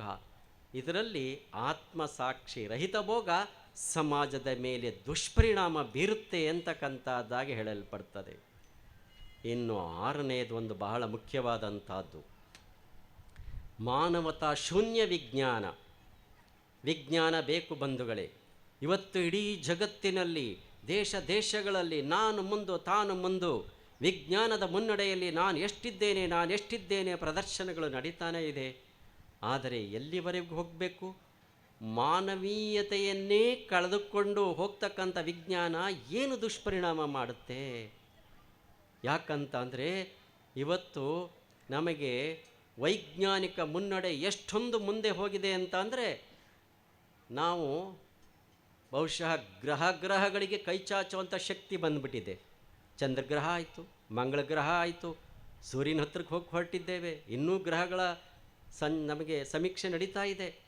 ಆದರೆ ಗ್ರಹಗಳಿಗೆ ಕೈಚಾಚುವಂಥ ಶಕ್ತಿ ಬಂದಿದೆ. ದೊಡ್ಡ ದೊಡ್ಡ ನಗರಗಳಲ್ಲಿ ದೊಡ್ಡ ದೊಡ್ಡ ಅಪಾರ್ಟ್ಮೆಂಟ್ಗಳು ತಲೆ ಎತ್ತಿ ನಿಲ್ತಾ ಇದ್ದಾವೆ, ನೀವೆಲ್ಲ ನೋಡ್ತಾ ಇರ್ತೀರಿ. ನೂರಾರು ಮನೆಗಳು, ಸಾವಿರಾರು ಮನೆಗಳು ಒಂದೇ ಅಪಾರ್ಟ್ಮೆಂಟಲ್ಲಿ. ಒಂದೇ ಗೋಡೆಯ ಆಚೆ ಇರ್ತಕ್ಕಂಥವ್ರು ಯಾರು ಅಂತ ಇವ್ರಿಗೆ ಗೊತ್ತಿಲ್ಲ, ಈ ಭಾಗದಲ್ಲಿದ್ದವ್ರು ಯಾರು ಅಂತ ಅವರಿಗೆ ಗೊತ್ತಿಲ್ಲ. ಒಂದೇ ಗೋಡೆ, ಆಚೆ ಈಚಿರೋರು ಯಾರು ಗೊತ್ತಿಲ್ಲ. ಅಷ್ಟೇ ಏಕೆ, ಮನೆಯಲ್ಲೇ ವಾಸ ಮಾಡ್ತಕ್ಕಂಥವ್ರು ಅಪ್ಪ ಒಂದು ಕಡೆ, ಅಮ್ಮ ಒಂದು ಕಡೆ, ಮಗು ಒಂದು ಕಡೆ, ಹುಡುಗ ಒಂದು ಕಡೆ, ಗೊತ್ತಿಲ್ಲ. ಗ್ರಹಗಳಿಗೆ ಕೈಚಾಚುವಂಥ ಶಕ್ತಿ ನಮಗೆ ವೈಜ್ಞಾನಿಕ ಮುನ್ನಡೆಯಿಂದ ಬಂದಿದೆ. ಗ್ರಹಗಳಲ್ಲಿ ಒಡನಾಟವನ್ನು ಕಳ್ಕೊಂಡಿದ್ದೇವೆ ಬಂಧುಗಳೇ, ವೈಜ್ಞಾನಿಕ ಮುನ್ನಡೆಯಿಂದ. ಇನ್ನೊಂದು ಉದಾಹರಣೆ ಹೇಳಬೇಕು ಅಂದರೆ, ಅತ್ಯಂತ ಅಮೂಲ್ಯವಾದಂಥ ದೇಹದಲ್ಲಿರ್ತಕ್ಕಂಥ ಹೃದಯವನ್ನೇ ಕಿತ್ತು ಹೊಸ ಹೃದಯವನ್ನು ಹಾಕಿಕೊಳ್ಳುವಷ್ಟರ ಮಟ್ಟಕ್ಕೆ ವೈಜ್ಞಾನಿಕ ಮುನ್ನಡೆ ಬಂದಿದೆ. ಆದರೆ ಸಹೃದಯತೆಯಿಂದ ಮನುಷ್ಯರು ಬದುಕ್ತಕ್ಕಂಥದ್ದನ್ನೇ ಮರ್ತುಕೊಳ್ತಾ ಇದ್ದಾರೆ. ಏನಾಗ್ತಾ ಇದೆ, ಮಾನವೀಯತೆಯನ್ನೇ ಇಲ್ಲದೆ ಇರತಕ್ಕಂಥ ವಿಜ್ಞಾನದ ಮುನ್ನಡೆ. ಬಹುಶಃ ಮೊನ್ನೆ ನಾವೆಲ್ಲ ಅನುಭವಿಸಿದಂಥ ಕೋವಿಡ್ ಭಾಳಷ್ಟು ಜನ ಹೇಳಿದ್ರು, ಎಲ್ಲಿಂದಲೋ ಯಾವುದೋ ಪಿತೂರಿಯಿಂದ ಬಂದಂಥ ಒಂದು ಕಾಯಿಲೆ ಅಂತ. ಮಾನವತಾ ಶೂನ್ಯ ವಿಜ್ಞಾನ ಆದಾಗ ಇಂತಹ ಅನೇಕ ಅವಘಡಗಳು ಆಗಿ ಹೋಗ್ತವೆ, ಸಮಾಜದ ಮೇಲೆ ದುಷ್ಪರಿಣಾಮಗಳಾಗ್ತದೆ. ಇದು ಕೂಡ ಮಾನವತಾ ಶೂನ್ಯ ವಿಜ್ಞಾನದ ದುಷ್ಪರಿಣಾಮ. ಇನ್ನು ಕೊನೆಯದಾಗಿರ್ತಕ್ಕಂಥದ್ದು ತ್ಯಾಗ ಇಲ್ಲದ ಪೂಜೆ ನಾವೆಲ್ಲ ಮಾಡ್ತಾ ಇದ್ದೇವೆ. ಜಗನ್ಮಾತೆಯ ಪೂಜೆಗೆ ಆದ್ಯತೆ ಇರಬೇಕು. ದೇವಿಯ ಮುಂದೆ ನಿಂತು ನಮ್ಮನ್ನು ಸಮರ್ಪಿಸಿಕೊಳ್ಳಬೇಕು. ಎಷ್ಟರ ಮಟ್ಟಕ್ಕೆ ಸಮರ್ಪಿಸಿಕೊಳ್ಳಬೇಕು? ಏನನ್ನು ಕೇಳಲಿಕ್ಕೆ ಹೋಗಬಾರ್ದು, ನನಗೆ ಅದು ಬೇಕು ಇದು ಬೇಕು ಕೇಳಲಿಕ್ಕೆ ಹೋಗಬಾರ್ದು. ನಿನ್ನಲ್ಲಿ ನನ್ನನ್ನು ಸಮರ್ಪಿಸಿಕೊಂಡಿದ್ದೇನೆ, ನಿನ್ನ ಅನುಗ್ರಹ ಇದ್ದರೆ ಸಾಕು ಅಂತ ಅಷ್ಟೇ ಕೇಳಿದ್ರೆ ಸಾಕು. ಆ ಜಗನ್ಮಾತೆಯ ಮಡಿಲಲ್ಲಿ ನಾವೆಲ್ಲರೂ ಪುಟ್ಟ ಮಗುವಿನಂತಾದಾಗ ಮಾತ್ರ ಆಕೆಯ ಪೂರ್ಣಾನುಗ್ರಹ ನಮಗೆ ಸಿಕ್ಕುತ್ತೆ ಬಂಧುಗಳೇ. ಒಂದು ತಾಯಿಯ ಮಡಿಲಲ್ಲಿ ಒಂದು ಮಗು ಮಲಗಿದೆ, ಒಂದು ಸಲ ನಗುತ್ತೆ, ಒಂದು ಸಲ ಅಳುತ್ತೆ. ಆ ತಾಯಿಗೆ ಗೊತ್ತಾಗ್ತದೆ ನನ್ನ ಮಗುವಿಗೆ ಏನು ಬೇಕು ಅಂತ. ಅಳುವಾಗ ಅದಕ್ಕೆ ಏನೇನು ಮಾಡಬೇಕು, ಎದೆ ಹಾಲು ಉಣಿಸ್ಬೇಕಾ ಅಥವಾ ಇನ್ನೇನಾದರೂ ಅಸ್ತವ್ಯಸ್ತ ಮಾಡ್ಕೊಂಡಿದ್ರೆ ಸ್ವಚ್ಛ ಮಾಡಬೇಕಾ, ನಿದ್ರೆ ಮಾಡಿಸ್ಬೇಕಾ, ತೊಟ್ಟಿಲಲ್ಲಿ ತೂಗಬೇಕಾ, ಎಲ್ಲ ತಾಯಿಗೆ ಗೊತ್ತಲ್ವಾ. ಹಾಗೆ ಜಗನ್ಮಾತೆಯ ಮಡಿಲಲ್ಲಿ ನಿಂತು ನಮ್ಮನ್ನು ಮಗುವಿನ ರೀತಿಯಲ್ಲಿ ಆಕೆಗೆ ಸಮರ್ಪಣೆ ಮಾಡಿಕೊಂಡಾಗ ಎಲ್ಲವನ್ನು ನಮಗೆ ನೀಡಬಲ್ಲಳು ಆ ಜಗನ್ಮಾತೆ. ಆಗ ಮಾತ್ರ ನಮಗೆ ಅದರ ಅನುಭವ ಆಗ್ತದೆ. ಅದು ಇಲ್ಲದಲೇ ಕೇವಲ ಆಡಂಬರಕ್ಕೆ ನಿಂತು ಪೂಜೆಯನ್ನು ಮಾಡಿದೆ ಅಂತ ಅಂದರೆ ಹೇಗೆ ಸಾಧ್ಯ? ಎಷ್ಟೋ ದೇವರುಗಳ ಕಾರ್ಯಕ್ರಮಗಳನ್ನು ಇಟ್ಕೊಂಡು ದೊಡ್ಡ ನಾವು ಮನೋರಂಜನಾ ಕಾರ್ಯಕ್ರಮಗಳನ್ನು ಏರ್ಪಡಿಸ್ಕೊಳ್ತೇವೆ. ಅಲ್ಲಿ ದೇವರ ಮುಂದೆ ಹೋಗಿ ಒಂದು 10 ನಿಮಿಷ ತದೇಕ ಚಿತ್ತದಿಂದ ದೇವರಲ್ಲಿ ನಮ್ಮ ಮನಸ್ಸನ್ನು ತೊಡಗಿಸ್ಕೊಳ್ಳಿಕ್ಕೆ ಸಾಧ್ಯ ಆಗ್ತದಾ? 10 ನಿಮಿಷ ನಿಂತು ದೇವಿಯನ್ನೇ ನನ್ನ ಮನಸ್ಸಿನಲ್ಲಿ ಇಟ್ಟುಕೊಂಡು ಧ್ಯಾನ ಮಾಡ್ತಾ ಇದ್ದೇನೆ ಅಂತ ಅಂದು ನೋಡಿ, 10 ನಿಮಿಷ ನಿಲ್ಲಕ್ಕೆ ಸಾಧ್ಯ ಆಗೋದಿಲ್ಲ. ಅರ್ಧ ಗಂಟೆ ಮಾತಿರಲಿ, 10 ನಿಮಿಷ ಆಗೋದಿಲ್ಲ. ಆದರೆ ಯಾವುದಾದ್ರೂ ಮನೋರಂಜನೆ ಇತ್ತು ಅಂತ ಅಂದರೆ ಅದು ಆರ್ಕೆಸ್ಟ್ರಾ ಇರ್ಬೋದು, ಇನ್ನಾವುದೇ ಮತ್ತಾವುದೇ ಇರ್ಬೋದು. ನಿಮಗೆ ಶಾಮಿಯಾನ ಬೇಡ, ಚೇರ್ ಬೇಡ, ಬಿಸಿಲಿರಲಿ ಮಳೆ ಇರಲಿ, ತದೇಕ ಚಿತ್ತದಿಂದ ಕುಳಿತು ನಿಂತು ಗಂಟೆಗಟ್ಟಲೆ ಆಸ್ವಾದಿಸ್ತಕ್ಕಂಥ ನಮ್ಮ ಮನಸ್ಸಿನ ಸ್ಥಿತಿ ದೇವರ ಮುಂದೆ 10 ನಿಮಿಷ ನಿಲ್ಲಕ್ಕೆ ಆಗೋದಿಲ್ಲ ಅಂತ ಅಂದರೆ ಎಷ್ಟು ಮಟ್ಟಕ್ಕೆ ತ್ಯಾಗ ಇದೆ? ತ್ಯಾಗ ಇಲ್ಲದ ಪೂಜೆ, ಇದು ಕೂಡ ಸಮಾಜದ ಮೇಲೆ ದುಷ್ಪರಿಣಾಮ ಅಂತ ಹೇಳ್ತಾರೆ. ಬಂಧುಗಳೇ, ಬಹುಶಃ ಇಷ್ಟೆಲ್ಲ ಹೇಳಿದ್ದು ನಾವೇನು ರಹಿತ ಅಂತ ಹೇಳಿದ್ವಲ್ಲ, ಅದಷ್ಟಕ್ಕೆ ಪೂರಕವಾಗಿರ್ತಕ್ಕಂಥ ಅನ್ವರ್ಥವಾಗಿರ್ತಕ್ಕಂಥ ಅಂಶವನ್ನು ನಾವಿಲ್ಲಿ ನೋಡಿದ್ದು ಅಂತ ಅಂದರೆ ಸಹಿತ ಅಂತಕ್ಕಂಥದ್ದನ್ನು ನೋಡಿದ್ದು ಈ ಭಟ್ಕಳದ ಭಕ್ತರಲ್ಲಿ ಅಂತ ಹೇಳಲಿಕ್ಕೆ ಬಹಳ ಸಂತೋಷ ಅನ್ನಿಸ್ತದೆ ಬಂಧುಗಳೇ. ಅದನ್ನು ಯಾವತ್ತೂ ಉಳಿಸ್ಕೊಂಡು ಹೋಗಿ ಏನೆಲ್ಲ ಮಾಡಲಿಕ್ಕೆ ಸಾಧ್ಯ ಆಗ್ತದೆ. ನಿಮಗೆ ಜಾಗ ಲಭ್ಯ ಆಗಿದೆ, ಅದ್ಧೂರಿಯಾಗಿರ್ತಕ್ಕಂಥ ಜಗನ್ಮಾತೆಯ ಅಷ್ಟಬಂಧ ಬ್ರಹ್ಮ ಕಲಶೋತ್ಸವವನ್ನು ಮಾಡ್ತಾ ಇದ್ದೀರಿ, ಯಶಸ್ವಿಯಾಗಿ ನಡೀತಾ ಇದೆ. ಮುಂದಿನ ದಿನಗಳಲ್ಲಿ ಇಲ್ಲಿ ಭವ್ಯವಾಗಿರ್ತಕ್ಕಂಥ ಭವನವನ್ನು ಮಾಡಬೇಕು ಅಂತಕ್ಕಂಥ ಮನಸ್ಸಿದೆ. ಸ್ವಾಮೀಜಿಯವರು ಕೂಡ ಹೇಳಿದ್ರು, ಎಲ್ಲರೂ ನಾವು ಹರಿಸೋದು ಒಂದೇ, ಸಮಾಜಕ್ಕಾಗಿ ನಿಮ್ಮ ಏಕನಿಷ್ಠೆಯ ಪ್ರತಿಫಲವಾಗಿ ಭವ್ಯವಾಗಿರ್ತಕ್ಕಂಥ ಭವನ ಅತ್ಯಂತ ಶೀಘ್ರವಾಗಿ ನಿರ್ಮಾಣ ಆಗಲಿ ಅಂತಕ್ಕಂಥದ್ದಾಗಿ ಆ ಜಗನ್ಮಾತೆಯನ್ನು ಪ್ರಾರ್ಥಿಸಿಕೊಳ್ತೇವೆ ಬಂಧುಗಳೇ. ಹಾಗಾಗಿ ಇವತ್ತು ತಾವೆಲ್ಲರೂ ಅತ್ಯಂತ ಶ್ರದ್ಧಾಭಕ್ತಿಯಿಂದ ಈ ಕಾರ್ಯಕ್ರಮವನ್ನು ಮಾಡಿದ್ದೀರಿ. ಬಹುಶಃ ನಮಗಂತೂ ಬಿಡುವಿಲ್ಲದ ಕಾರ್ಯಕ್ರಮಗಳು. ಮೊನ್ನೆ ತಾನೇ ಕುಂಭಮೇಳಕ್ಕೆ ಹೋಗಿ 3 ದಿನ ಹೋಗಿ ವಾಪಸ್ ಬಂದ್ವಿ. ಕಾರ್ಯಕ್ರಮಗಳಿದ್ದರಿಂದ ನಾವು ಕಾರ್ನಲ್ಲಿ ಹೋಗೋಕ್ಕಾಗಲಿಲ್ಲ, ಫ್ಲೈಟಲ್ಲೇ ಹೋಗಿ ವಾಪಸ್ ಬಂದ್ವಿ. ಮತ್ತು ಇವತ್ತು ವಿಶೇಷ ಹೇಳಬೇಕು ಅಂದರೆ ಭಟ್ಕಳ ಕಾಳಿಕಾಂಬ ಚೌತನಿಯ ದೇವಸ್ಥಾನದಲ್ಲಿ ನಮ್ಮ ಅರೆಮಾದನಹಳ್ಳಿ ಮಠದಲ್ಲಿ ಪ್ರತಿ ವರ್ಷ ಮಾಘ ಶುದ್ಧ ದಶಮಿಯ ದಿನವೇ 2 ಕಾರ್ಯಕ್ರಮ ಒಂದೇ ದಿನ ಇರ್ತಕ್ಕಂಥದ್ದು ಒಂದು ವಿಶೇಷ. ಹಾಗಾಗಿ ನಾವು ನಿಮ್ಮಲ್ಲಿ ಬರಲಿಕ್ಕಾಗೋದಿಲ್ಲ, ನಿಮ್ಮ ಕಾರ್ಯಕರ್ತರು ನಮ್ಮಲ್ಲಿ ಬರಲಿಕ್ಕೆ ಆಗ್ತಾ ಇಲ್ಲ. ಆದರೆ ಇನ್ನೊಂದು ಅವಕಾಶ ಇದೆ. ದಶಮಿ 7ನೇ ತಾರೀಕು ಅರೆಮಾದನಹಳ್ಳಿಯಲ್ಲಿ ಕಾರ್ಯಕ್ರಮ ಇದೆ, ಅಲ್ಲಿಗೆ ನೀವು ಬರಲಿಕ್ಕೆ ಆಗದೇ ಇದ್ರೂ ಚಿಂತೆ ಇಲ್ಲ. 9ನೇ ತಾರೀಕು ಇಲ್ಲಿ ನಿಮ್ಮೆಲ್ಲರ ಒಂದು ಸೇವೆಯ ಪ್ರತೀಕವಾಗಿ ನಿಮ್ಮೆಲ್ಲರ ಸೇವೆ ಕಚ್ಕೆಯಲ್ಲಿ ಬಹಳಷ್ಟು ಸಲ್ಲಿದೆ, ನಾವು ಅದನ್ನು ಮರೆಯುವಂತಿಲ್ಲ. ಕಚ್ಕೆಯ ಅನ್ನಪೂರ್ಣೇಶ್ವರಿಯ ದೇವಾಲಯದಲ್ಲಿ ಪ್ರತಿಷ್ಠಾ ವರ್ಧಂತಿ ಮಹೋತ್ಸವ 9ನೇ ತಾರೀಕು ಬಂದಿದೆ. ಹಾಗಾಗಿ ಅವತ್ತು ನೀವೆಲ್ಲರೂ ಕೂಡ ಅಲ್ಲಿಗೆ ಆಗಮಿಸ್ತೀರಿ ಅಂತಕ್ಕಂಥದ್ದಾಗಿ ನಾವು ಆಶಿಸ್ತೇವೆ. ಬಂಧುಗಳೇ, ನಿಮ್ಮೆಲ್ಲರಿಗೆ ಆ ಜಗನ್ಮಾತೆಯಾಗಿರ್ತಕ್ಕಂಥ ಆ ಕಾಳಿಕಾಂಬೆಯ ಆ ಪರಮೇಶ್ವರನ ಪೂರ್ಣಾನುಗ್ರಹ ಇರಲಿ, ಇತೋಪ್ಯತಿಶಯವಾಗಿ ಈ ಕ್ಷೇತ್ರ ಬೆಳಗಲಿ ಅಂತಕ್ಕಂಥದ್ದಾಗಿ ಪ್ರಾರ್ಥಿಸಿ ಹರಿಸಿನ ಮೇಡಮ್ ಮಾತು ಮುಗಿಸ್ತೇವೆ. ಶುಭಂ ಭೂಯಾತ್.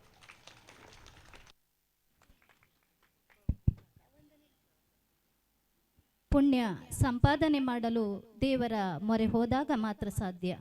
ಗುರುವಿನ ಗುಲಾಮನಾಗುವ ತನಕ ದೊರೆಯದಣ್ಣ ಮುಕುತಿ ಎಂಬಂತೆ ಗುರುಗಳ ಆಶೀರ್ವಾದ, ದೇವಾನುದೇವತೆಗಳ ಅನುಗ್ರಹ ಇದ್ದಾಗ ಮಾತ್ರ ಯಶಸ್ಸು ಕಾಣಲು ಸಾಧ್ಯ.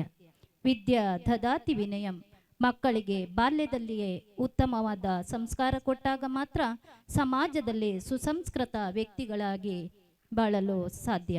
ಕರಸೇವಕರ ಸೇವೆಯನ್ನು ಮೆಚ್ಚಿ ಉತ್ತಮವಾಗಿ ಆಶೀರ್ವಚನ ನೀಡಿರುವ ಪರಮ ಪೂಜ್ಯರಿಗೆ ವಂದನೆ ಅಭಿವಂದನೆಯನ್ನ ಅರ್ಪಿಸ್ತಾ ಇದ್ದೇನೆ. ಕಾರ್ಯಕ್ರಮದ ಕೊನೆಯ ಘಟ್ಟ ವಂದನಾರ್ಪಣೆ.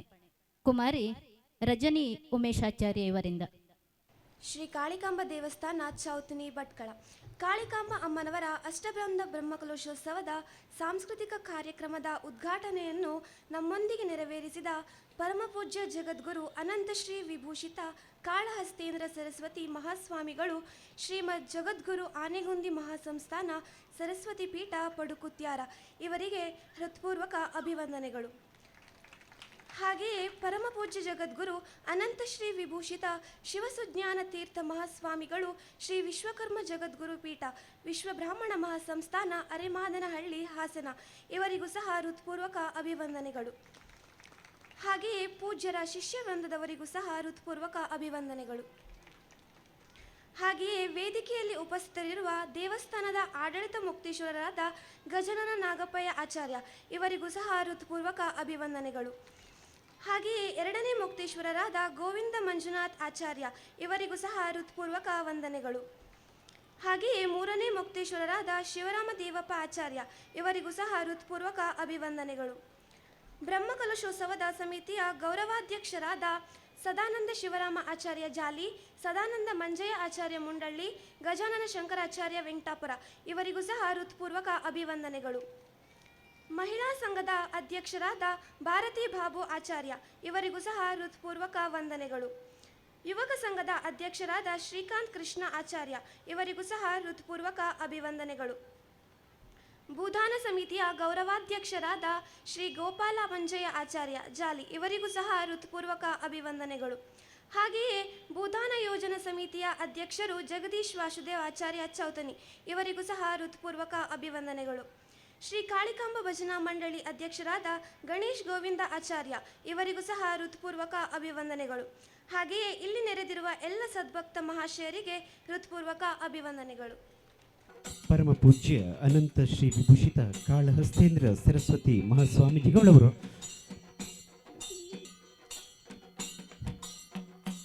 ಸಾಂಸ್ಕೃತಿಕ ವೇದಿಕೆಯಿಂದ ನಿರ್ಗಮಿಸ್ತಾ ಇದ್ದಾರೆ. ಎಲ್ಲರೂ ಭಕ್ತಿಪೂರ್ವಕವಾಗಿ ಸ್ವಾಮೀಜಿಗಳನ್ನು ಇಲ್ಲಿಂದ ನಿರ್ಗಮಿಸಲಿಕ್ಕೆ ಅವಕಾಶ ಮಾಡಿಕೊಡೋಣ.